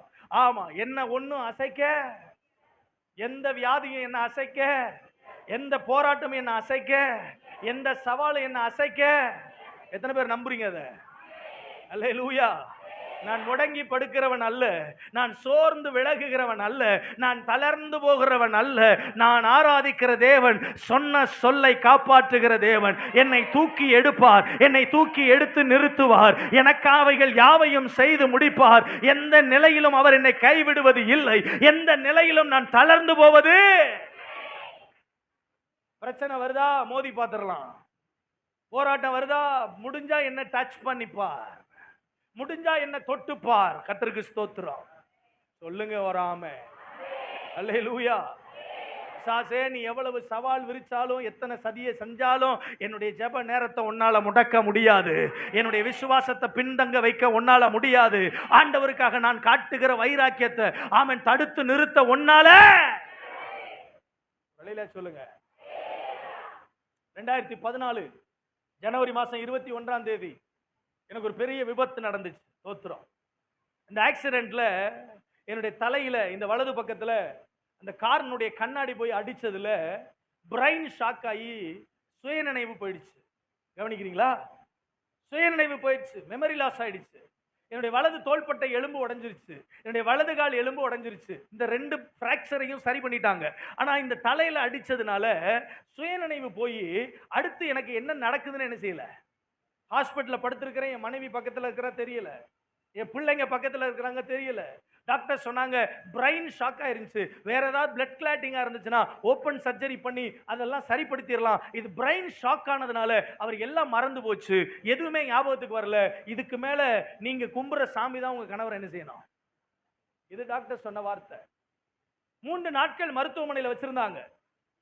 ஒவ்வொரு நாளும் டாக்டர்ஸ் வந்து ஏதாவது இம்ப்ரூவ்மெண்ட் இருக்கான்னு செக் பண்ணுவாங்க. ஒரு இம்ப்ரூவ்மெண்ட் இல்ல. என் மனைவி என் தலைமாட்டில் உட்கார்ந்து காலையில மத்தியானம் சாயங்காலம் தலைக்கில கை வச்சு ஜோமண்டே இருக்கிறா. என்ன சொல்றா? ஆண்டவரே, எனக்கு எங்களுக்கு உங்களை விட்ட வேற நாதி இல்ல ஆண்டவரே. என் கணவருக்கு எப்படியாவது திரும்ப நீங்க என்ன கொடுக்கணும், ஜீவனை கொடுக்கணும். நீங்க ஊழியத்துக்கு அழைக்கும் போது பலவிதமான வார்த்தைகளை சொல்லிதான் ஊழியத்துக்கு அழைச்சிங்க. அப்ப அந்த வார்த்தைகள் எல்லாம் பொய்யா? அந்த தீர்க்க தரிசனங்கள் எல்லாம் பொய்யா? அவருடைய வாழ்க்கை, அவருடைய ஓட்டம் முடிஞ்சு போச்சா? நான் சொல்லுவேன், இந்த வியாதியை விட, பிசாசனுடைய சவாலை விட மனுஷன் இருந்து வர்ற வார்த்தை இருக்கு பாருங்க. ஐயோ ஐயோ ஐயோ. என் கணவர், என் மனைவி நான் சுகமான பிற்பாடு என்கிட்ட சில விஷயங்கள் சொன்னா ஷாக்கா இருந்துச்சு. எனக்கு நெருக்கமாய் இருந்த சில ஊழியக்காரர்கள், எனக்கு நெருக்கமாய் நன்றாக பழகின, என் கூட நல்ல பரிச்சயம் பெற்ற, இன்னும் என்னை பற்றி முழுசா அறிஞ்சிருந்த சில ஊழியக்காரர்களோட என் மனைவிக்கு போன் பண்ணி, பாஸ்டுக்காக ஜோம் பண்ணுங்க சிஸ்டர், ஆண்டருக்கு விரோதமான ஏதோ ஒரு காரியத்தை பாஸ்டர் செஞ்சிட்டார் போல, அதனால ஆண்டவர் அவர் என்ன செஞ்சிட்டாரு, அடிச்சிட்டாரு. வெளியில என்னென்ன பேச முடியுமோ அப்படி பேசினாங்க. அவர் பணத்துல ஏதோ உண்மை இல்லாம போயிட்டாரு, ஏதோ நடக்கையில சரியில்லாம போயிட்டாரு, ஏதோ மாத்தி கீத்தி வசனத்தை என்ன செஞ்சிட்டாரு, பேசிட்டாரு, இல்ல ஒரு பெரிய விபச்சார பாவத்தில் அவர் என்ன செஞ்சிட்டாரு, விழுந்துட்டாரு. என்னென்ன சொல்ல முடியுமோ அத்தனையும் சொன்னாங்க. எனக்கு ஒரே ஒரு சம்பவம் மட்டும் என் மனசுல இப்ப வரைக்கும் உறுத்திக்கிட்டே இருக்கும். ஒரு நண்பர் போன் பண்ணி கேட்டாராம், ஏதாவது சேர்த்துக்கிட்டு வச்சிருக்கிறீங்களா, இனி குடும்பத்தை எப்படி நடத்துவீங்க? அவர் ஊழியம் ஓடி வந்த பணத்தை எல்லாம் மிஷினரி அது இதுன்னு செலவு பண்ணிட்டு உங்களுக்குன்னு ஒன்றும் செய்யல, பிள்ளைகளுக்குன்னு ஒன்றும் சேர்த்து வைக்கல, எப்படி உங்க குடும்பத்தை காப்பாற்ற போறீங்க? அவ்வளவுதான், அவர் எந்திரிக்கவே மாட்டாருன்னு எல்லாரும் சொல்றாங்களே, அவருடைய ஊழியம் முடிஞ்சு போச்சே, என்ன பண்றது? இனி யார் ஊழியத்தை செய்வா? உங்க மிஷினரிகள் எல்லாம் எப்படி ஃபீட் பண்ணுவா? இனி எல்லாம் பேசாம ஏதாவது ஒரு ஆர்கனைசேஷன், எனக்கு தெரிஞ்ச ஒரு ஆர்கனைசேஷனுக்கு எல்லா மினிஸ்ட்ரியும் கொடுத்துருங்க. இப்படி எல்லாம் பேசினாங்க. என் மனைவி கண்ணீரோடு ஜெபித்தாள், அழுதா. ஒவ்வொரு நாளும் அவர் சொன்ன வார்த்தை என்னன்னா, என்னுடைய கணவருக்கு ஆண்டவரே நீர் கொடுத்த ஊழிய அழைப்பு இப்படி பாதையிலே முடிந்து போகிற ஊழிய அழைப்பு அல்ல, நாங்கள் அடைய வேண்டிய இலக்கை கட்டாயம் அடைவோம் என்கிற நம்பிக்கை எனக்கு இருக்கிறது. என் கணவரை மறுபடியும் நீர் எழுப்புவீர். தொடர்ந்து ஜெபித்தாள். 3வது நாள் என்னுடைய மனைவியினுடைய வைராக்கியம் என்ன தெரியுமா? இந்த ஆஸ்பத்திரியிலிருந்து கூட்டிட்டு போகும்போது என் கணவரை சுயநினைவோட தான் நான் கூட்டிட்டு போவேன், வீட்டுக்கு சுயநினைவு இல்லாம என்ன செய்ய மாட்டேன், கூட்டிட்டு போக மாட்டேன். ஏன்னா டாக்டர் சொல்லிட்டாங்க, சர்ச்சில் ஹாஸ்பிட்டலில் வச்சிருந்து பிரயோஜனம் இல்லை, நீங்க வீட்டுக்கு கூட்டிட்டு போங்க. 3வது நாள் அதிகாலை 2 மணிக்கு என்னுடைய மனைவி படுத்து ஜெபம் பண்ணி டயர்டாகி படுத்துட்டா. கொஞ்ச நேரம் ஒரு 2-2:15 மணி இருக்கும். என்னுடைய அறைக்குள்ள யாரோ ஒருவர் பேசுகிற சத்தம் மட்டும் காதுல கேட்டுச்சு. அந்த பேசுற சத்தம் சாதாரணமான சத்தமாய் அல்ல, ஒரு இடிமுழக்கத்தின் சத்தத்தை போல என் காதுல கேட்டுச்சு. அப்படி அந்த சத்தம் கேட்டபோது என் காதுல விழுந்த ஒரு வசனம், சிலர் குதிரைகளை குறித்தும் ரதங்களை குறித்தும் மேன்மை பாராட்டுகிறார்கள், நாங்களோ கிறிஸ்துவின் நாமத்தை குறித்து மேன்மை பாராட்டுகிறோம். அவர்கள் முறிந்து விழுந்தார்கள், நாங்கள் எழுந்து நிமிர்ந்து நிற்கிறோம். இந்த வசனம் என் காதுல கேட்ட அடுத்த மைக்ரோ செகண்ட் இழந்த சுயநினைவை கர்த்தர் எனக்கு கொடுத்தார். ஆமென். எழுந்து உட்கார்ந்தேன். அன்னைக்கு காலையில 10 மணிக்கு வீட்டுக்கு போயிட்டேன். இன்னைக்கு வரைக்கும் நல்ல சுகத்தோட இருக்கேன். நான் இன்னும் ஒரு படி சொல்லுவேன் எக்ஸ்ட்ரா. 2014க்கு அப்புறம் ஊழியத்துல ஆண்டவர் திறந்த வாசல்கள், வழிகள் அளவே இல்லை. கர்த்தருக்கு ஸ்தோத்திரம். 2014 இருந்து 2024க்குள்ள 23 தேசங்கள்ல போய் ஊழியம் செய்ய கர்த்தர் வழிவாசலை திறந்தார். கையை வைத்து வரலையா சொல்லுங்க. தமிழ்நாட்டில் கால் வைக்காத இடங்களே இல்லை என்று சொல்லுகிற அளவுக்கு தேவன் வழிகளை திறந்தார். ஏராளமான சபைகள், ஏராளமான வாலிபர்கள், ஏராளமான ஊழியர்களை ஆண்டவருக்காக எழுப்ப, ஆமென், உயிர்ப்பிக்க, கர்த்தருடைய வார்த்தையை தெளிவாய் பேசுகிற அறிவையும் அபிஷேகத்தையும் ஞாபக சக்தியையும் கர்த்தர் ஒருபடி அதிகமாகவே கொடுத்திருக்கிறார். நான் சொல்லுவேன், நான் பிரசங்கிக்கிற இயேசு சர்வ வல்லமையுள்ள தேவன். அவரால் செய்ய முடியாத அதிசயம் இந்த பூமியில் ஒன்றும். எத்தனை பேர் அதை நம்புறீங்க? நான் சொல்லுவேன், நம்முடைய வாழ்க்கையில பின்மாற்றம் என்ற ஒன்று இருக்கவே கூடாது. கர்த்தருக்கு ஸ்தோத்திரம். நம்ம பின்மாற்றத்தில் இருக்கிறோம் அப்படின்னா அதை எப்படி கண்டுபிடிக்கிறது? 3 விஷயம்தான். ஒன்று, நமக்கு பாதுகாக்க தெரியல, வசனத்தை பாதுகாக்க தெரியல, சத்தியத்தை பாதுகாக்க தெரியல, கர்த்தர் கொடுத்த ரட்சிப்பை நமக்கு என்ன செய்ய தெரியல, பாதுகாக்க தெரியல. நம்ம அதை ரொம்ப லத்தாஜிக்கலா விடுறோம். அதுல நம்ம கவனம் இல்லாம இருக்கிறோம்னா நம்மை பின்வாற்றத்துக்குள்ள பிசாசு கொஞ்சம் கொஞ்சமா என்ன செஞ்சுட்டு இருக்கிறான், கொண்டு போய் கொண்டிருக்கிறான். அடுத்து சவால்கள் வரும்போது, நெருக்கடிகள் வரும்போது, உபத்திரவங்கள் வரும்போது, பிரச்சனைகள் வரும்போது அதற்கு முகம் கொடுக்க முடியாமல், அதுல நிலைத்து நிற்க முடியாமல் நம்முடைய ஸ்திரத்தன்மையை நாம் இழந்திருக்கிறோம் என்றால், ஆமென், நாம் நம்முடைய பின்மாற்றத்துக்குள்ள என்ன செஞ்சுட்டு இருக்கிறோம், போயிட்டு இருக்கிறோம். 3வது, இன்னும் நாம் வளராமல் இருக்கிறோம். இன்னும் நம்முடைய ஆவிக்குரிய அனுபவம், பிரச்சனைகள் வரும்போது ஜெபிக்க பழகிறோமா? உபத்திரவங்கள் வரும்போது அதை எதிர்கொண்டு, ஆமென் ஸ்தோத்திரம், என்னை அந்த சவால்கள் ஒன்றும் செய்ய முடியாது என்று, ஆமென், ஆண்டவரை இன்னும் ஆழமாய் நம்புகிறோமா? ஆமென் ஸ்தோத்திரம். எல்லா சவால்களுக்கு நடுவிலையும் இன்னும் கர்த்தரை துதிப்பேன், இன்னும் கர்த்தரை ஆராதிப்பேன், இன்னும் ஆண்டவருக்கு நான் ஊழியம் செய்வேன் என்ற அந்த வைராக்கியம் நமக்குள்ள இருக்குன்னா நம்ம வளர்ந்து கொண்டு, கை வைத்து ஒரு அலையில சொல்லுங்க, அல்லேலூயா. அடைய வேண்டிய லக்கு ஒன்று இருக்கிறது. அதற்கு முதலாவது உண்மையான ரட்சிப்பு நமக்கு தேவை. 2வது உறுதியான உடன்படிக்கை நமக்கு தேவை. 3வது உண்மையான இருதயம் நமக்கு தேவை. இன்னைக்கு ஆண்டவர்கிட்ட சொல்ல போறோம், ஆண்டவரே, இந்த 3ல ஏதாவது ஒண்ணுல நான் பலவீனமா இருந்தா கூட, ஆண்டவரே, என் வாழ்க்கைக்குள்ள அந்த பின்மாற்றம் என்கிற, பின்வாங்குகிற நிலை என்கிற ஒரு அனுபவம் வந்துடும். ஆகையினால நான் பின்மாறக்கூடாது, முன்னேற வேண்டாம், லக்கை நோக்கி முன்னேற வேண்டும். பரம அழைப்பின் பந்தய பொருளுக்காக லக்கை நோக்கி நான் தொடர வேண்டும். என்னை எதுவும் பின்னல இழுக்க முடியாது. என் விசுவாசத்தை தளர்ந்து போக வைக்க முடியாது. என் பரிசுத்தத்தை நிலைத்த, ஆமென், பரிசுத்தத்தை குலைக்க ஒன்றுனால முடியாது. எந்த சவால்களும் பிசாசின் வண்ணமைகளும், ஆமென், என்னை தொட. எத்தனை பேர் அதை நம்புறீங்க? அல்லேலூயா, அல்லேலூயா, ஆமென். பக்கத்துல சொல்லுங்க, நான் லக்கை அடைவேன்.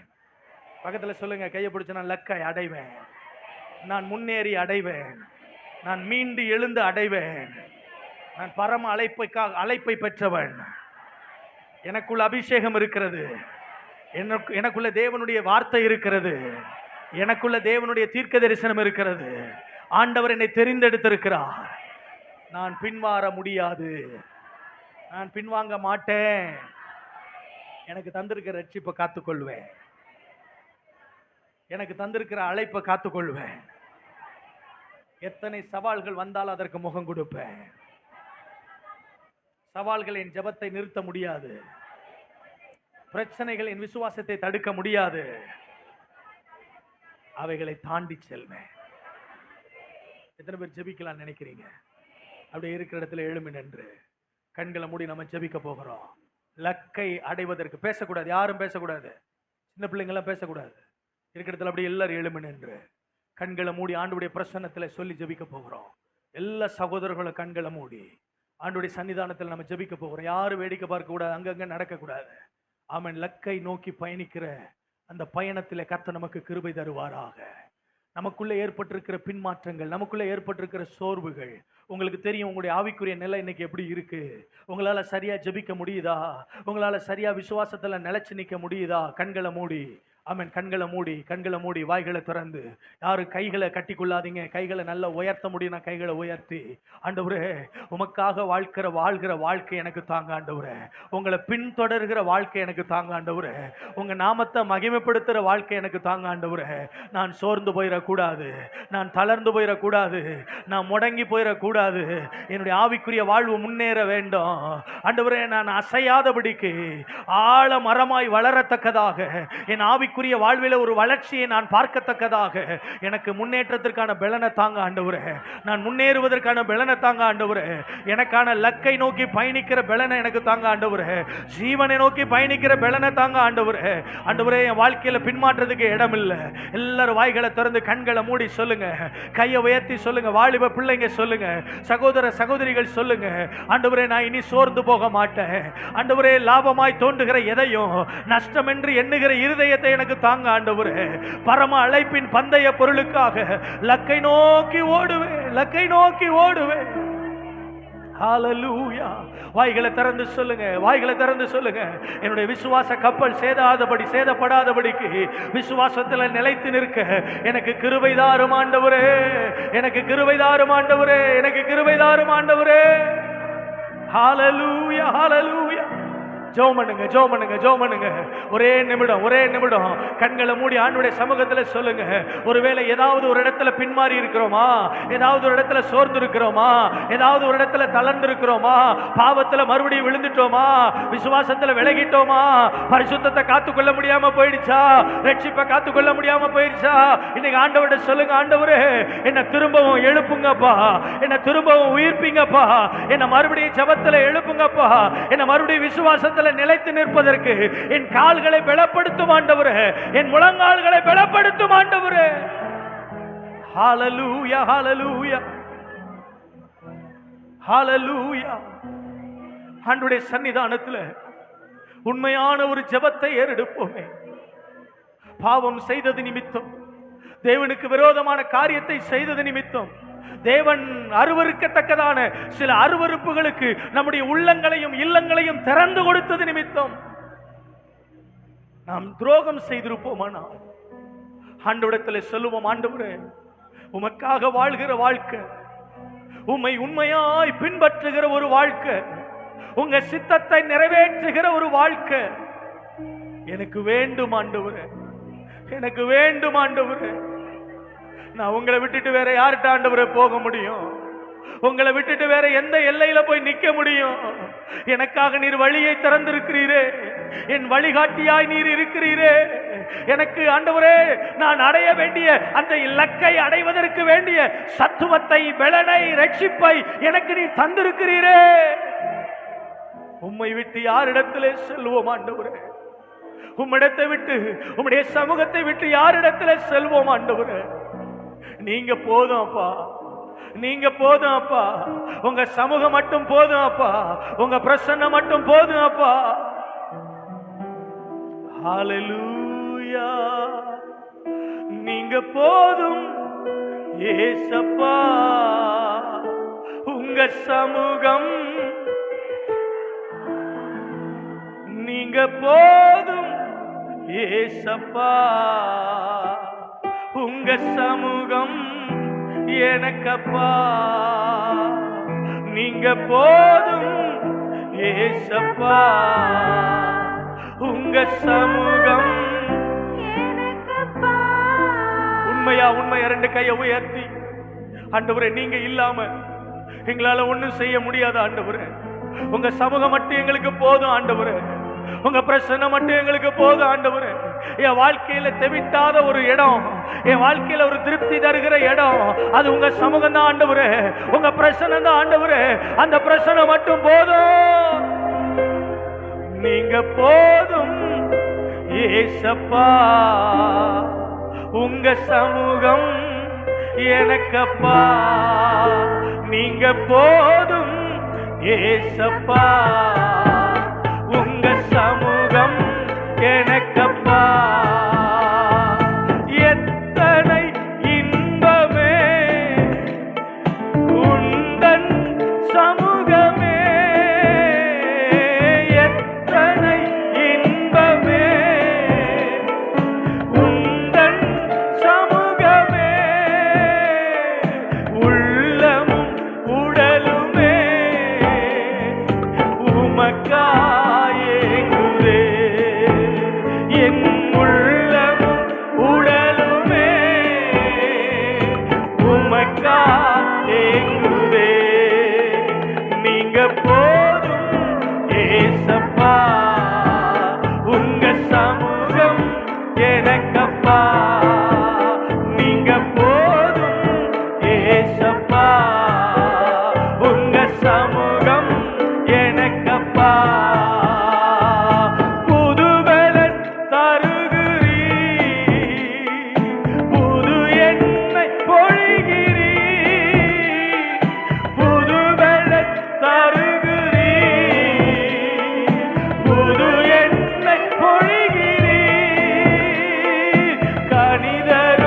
மரங்களாய் செழித்தோங்க செய்கிறீர். சொல்லுங்க கையை உயர்த்தி.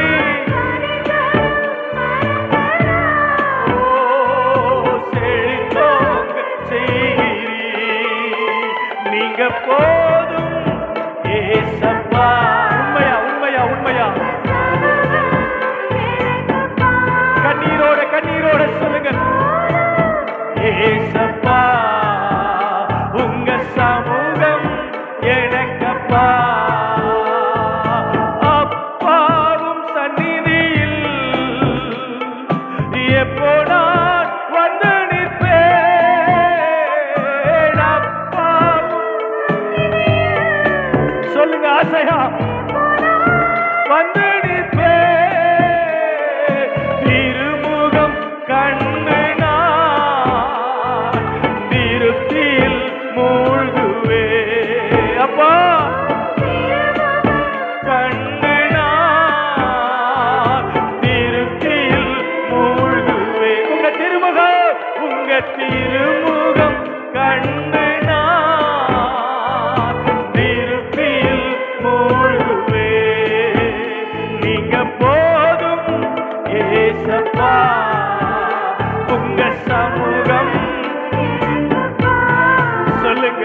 நீங்க போதும் ஏசப்பா. உங்க சமூகம் எனக்கப்பா. நீங்க போதும் ஏசப்பா. உங்க சமூகம் எனக்கப்பா. நீங்க போதும் ஏசப்பா. உங்க சமூகம் எனக்கப்பா. நீங்க போதும் ஏசப்பா. உங்க சமூகம் அப்பாவும் சந்நிதியில் எப்போ நான் வந்து நிற்பேன். அப்பாவும் சந்நிதியில் எப்போ நான் திருமுகம் கண்டு நான் திருப்தியில். சொல்லுங்க சொல்லுங்க ஏசப்பா. திருமுகம் கண்டு நான் திருப்தியில். உங்க திருமுகம் திருப்தியில். உங்க திருமுகம்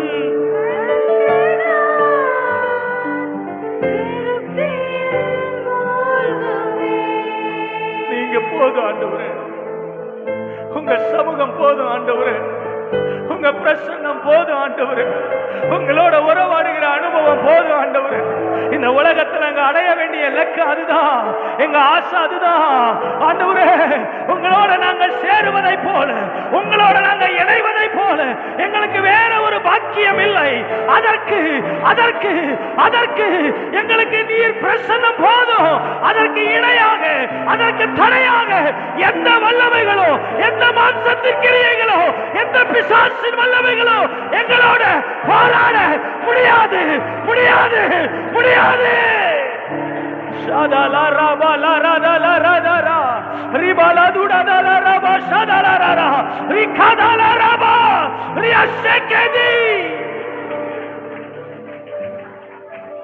எங்களை பின்மாற்றத்துக்கு இழுக்கிற எல்லா சவால்களையும், எல்லா சத்துருவின் வல்லமைகளையும் இன்றைக்கு இரவு நாங்கள் சங்காரம் பண்ணுகிறோம்.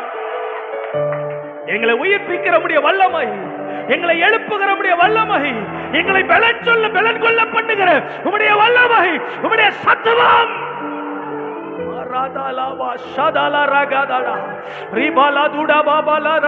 வானம் திறந்திருக்கிறதை நான் ஆவியில உணர்கிறேன். கர்த்தருடைய மகிமை உங்கள் ஒவ்வொருவரையும் பலப்படுத்துகிறது. கர்த்தருடைய பிரசன்னம் உங்களை பலப்படுத்துகிறது. எல்லா விதமான அடிமைத்தனத்தின் உவங்கள், எல்லா விதமான பாவ கட்டுக்கள், எல்லா விதமான சிறையிருப்பின் ஆவிகள் விலகுகிறது இயேசுவின் நாமத்தில்.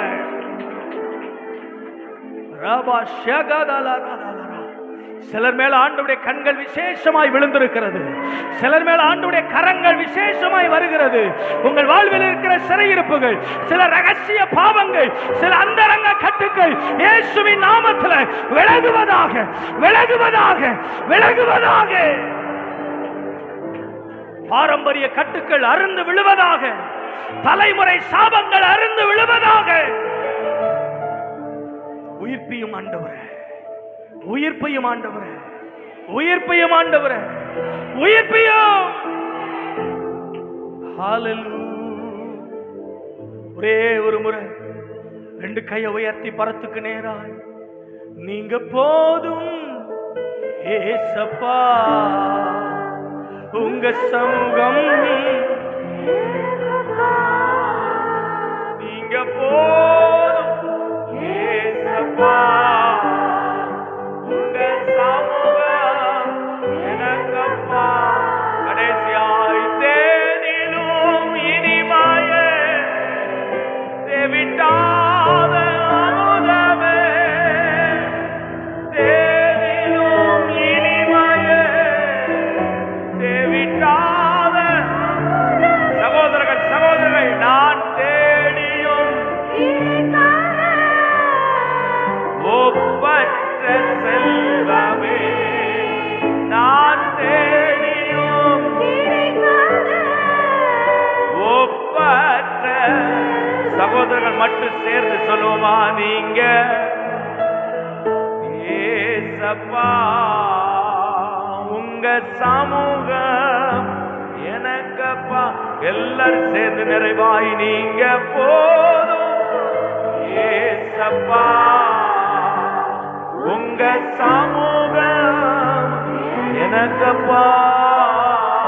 பரிசுத்த ஆவியானவருக்கு நல்ல கரங்களை தட்டி நல்ல கர்த்தரை மகிமைப்படுத்துவோமா? பரிசுத்த ஆவியானவர தெய்வத்தை நல்ல கரங்களை தட்டி ஒவ்வொரு வாலிபர்களும் நல்ல கையை தட்டி கர்த்தரை மகிமைப்படுத்துங்க. வாயை திறந்து உமக்கு நன்றி அப்பா, நன்றி அப்பா, நன்றி அப்பா, நன்றி அப்பா, நன்றி அப்பா. ஆண்டவரே, 500 மணி நேரம் ஜெபித்த ஜெபத்தினுடைய அல்லமாய் இந்த கடைசி நேரத்தில் ஒவ்வொரு மாம்சமான யாவர் மேலும் ஆண்டவரே அனலாக்கப்படுவதாக, அக்னியாய் மாற்றப்படுவதாக. 2 நாட்களும் ஒரு விசேஷித்த அபிஷேகம் எங்க திருச்சபைக்குள்ளுக்குள்ளே ஆண்டவரே கிரியை செய்வதாக. ஊட்டப்பட்ட பரிமள தைலம் உடைத்து ஓட்டப்படுவதாக. ரிகா தாராரா போ போ போ ரிகதனமா செகதரா. உமக்கு நன்றி ஆண்டவரே. ஹல்லேலூயா. அதே அபிஷேகம் நாளை காலை நாளைக்கு மாலை கர்த்தர் நம்மோடு டிராவல் பண்ணும்படி, கூட்டத்தை கர்த்தர் நிறைவாய் நமக்கு ஆசீர்வதித்து தரும்படி. ஹல்லேலூயா. வந்த ஒவ்வொருவரும் புதிய பலனை கர்த்தர் கொடுத்திருக்கிறார். கர்த்தர் நமக்கு ஒரு நல்ல மனம் திரும்புதலை கர்த்தர் கொடுத்திருக்கிறார். கர்த்தர் நம்ம சில விஷயங்களிலிருந்து கர்த்தர் நம்மை தூக்கி எடுத்திருக்கிறார். புதிய உடன்படிக்கைக்குள்ளே கர்த்தர் நம்மை கொண்டு வந்திருக்கிறார். ஒரு உண்மை தன்மைக்குள்ளே நம்மை நிலைநிறுத்தி இருக்கிறார். கர்த்தர் செய்த சகல நன்மைகளுக்காய் ஸ்தோத்திரம் பண்ணுவோம். ஆமென், ஆமென், ஆமென், ஆமென். இந்த நிறைவான ஜெபத்தை பாஸ்டர் பிபின் அவர்கள் முன்பதாக வந்து ஏறெடுக்கும்படியாக கேட்கிறேன். நம் கண்களை மூடி கர்த்தரை நோக்கி நாம் பார்ப்போம். நிறைவு ஜெபத்தை பாஸ்டர் பிபின் அவர்கள் ஜெபிப்பார். ஆமென். நம்ம எல்லாரும் இணைந்து ஜெபம் பண்ணுவோம். ஸ்தோத்திரம் தகப்பனே, உம்மை துதிக்கிறோம், ஸ்தோத்தரிக்கிறோம், ஸ்தோத்தரிக்கிறோம், ஸ்தோத்தரிக்கிறோம். வானத்துக்கும் பூமிக்கும் சகல அதிகாரம் படைத்த எங்கள் அன்பின் பரலோக பிதாவே, இந்த ஆசீர்வதிக்கப்பட்ட இந்த நல்ல நேரத்துக்காய் ஸ்தோத்திரம் அப்பா. இவ்வளவு நேரம் உடைய பிரசனம் எங்களோடு கூட இருந்ததற்காய் ஸ்தோத்திரம். விசேஷமாய் உம்முடைய தாசரை இந்த இடத்துல நீர் எடுத்து பயன்படுத்தினதுக்காய் ஸ்தோத்திரம் தகப்பனே. அப்பா ஸ்தோத்திரம். நாங்கள் சென்றடைய வேண்டிய இலக்கை நாங்கள் சென்றடைய கர்த்தர் எங்களுக்கு அனுக்கிரகம் செய்வீராக. விசேஷமாக இந்த சபையார் ஒவ்வொருவருக்கும் அப்பா அவங்களுடைய இலக்கை போய் அடைவதற்கு கர்த்தர் நீர் அனுக்கிரகம் செய்வீராக. அதுக்கு இடையில வருகிற ஒவ்வொரு காரியங்களையும் அவர்கள் மேற்கொள்ள எதை காத்து கொள்ள வேண்டும் அதெல்லாம் காத்துக்கொள்ள கர்த்தர் அனுக்கிரகம் செய்வீராக. அப்பா அந்த ஊழியங்களை கர்த்தர் அதிகமாய் ஆசீர்வதிப்பீராக. அப்பா அந்த ஊழியத்தில் போதகராக இருந்து செயல்படுகிற அப்பா ஸ்தோத்திரம் தகப்பனாரையும் அப்பா ஸ்தோத்திரம் அவங்களோடு இணைந்து செயல்படுகிற அப்பா ஸ்தோத்திரம் ஜெபாபாஸ் அவர்களையும் அவங்க குடும்பங்களை கர்த்தர் ஆசீர்வதித்து தொடர்ந்து இந்த பகுதியில் வல்லமையா எடுத்து பயன்படுத்துவீராக. இந்த விசுவாச பிள்ளைகள் ஒவ்வொருவரையும் ஆசீர்வதிப்பீராக. இந்த நாள் ஆமென் கூட்டங்கள் நீர் ஆசீர்வதித்து கொடுத்ததற்காய் ஸ்தோத்திரம் தகப்பனே. தொடர்ந்து நாளை நடக்கிற பரிசுத்த ஆராதனை ஆசீர்வதித்து கொடுங்க. அதை தொடர்ந்து சாயங்காலம் நடக்கிற அப்பா விசேஷ கூட்டங்களை கர்த்தர் ஆசீர்வதித்து கொடுங்க. உம்முடைய தாசரை இன்னும் அதிகமாய் நாளை தினத்தில் எடுத்து பயன்படுத்துவீராக. ஆமென். உம்முடைய நாமம் தொடர்ந்து இந்த இடத்துல மகிமைப்படுவதாக. எல்லா துதி கன மகிமை எல்லாம் நாங்கள் எல்லாரும் இணைந்து உமக்கே செலுத்துகிறோம். மீட்பர் இரட்சகருமா இருக்கிற இயேசுவின் நாமத்தில் ஜெபிக்கிறோம் நல்ல பிதாவே. ஆமென். எல்லாரும் சேர்ந்து சொல்லுவோம். என் ஆத்துமாவே கர்த்தரை ஸ்தோத்திரி, என் முழுவதுமே அவர் பரிசுத்த நாமத்தை ஸ்தோத்திரி. என் ஆத்துமாவே கர்த்தரை ஸ்தோத்திரி, அவர் செய்து வரும் சகல உபகாரங்களையும் மறவாதி. சொல்லுவோம், அவர் செய்து வரும் சகல உபகாரங்களையும் மறவாதி. நம்முடைய ஆண்டவராகிய இயேசுவின் கிருபையும் பிதாவாகிய தேவனுடைய அன்பும் பரிசுத்த ஆவியானவருடைய அன்னியோடைய ஐக்கியமும் சமாதானம் கர்த்தருடைய வருகை படைந்த நம் அனைவரோடும் இருப்பதாக. அல்லேலூயா, அல்லேலூயா, அல்லேலூயா. கர்த்தர் உங்கள் யாவரையும் ஆசீர்வதிப்பாராக.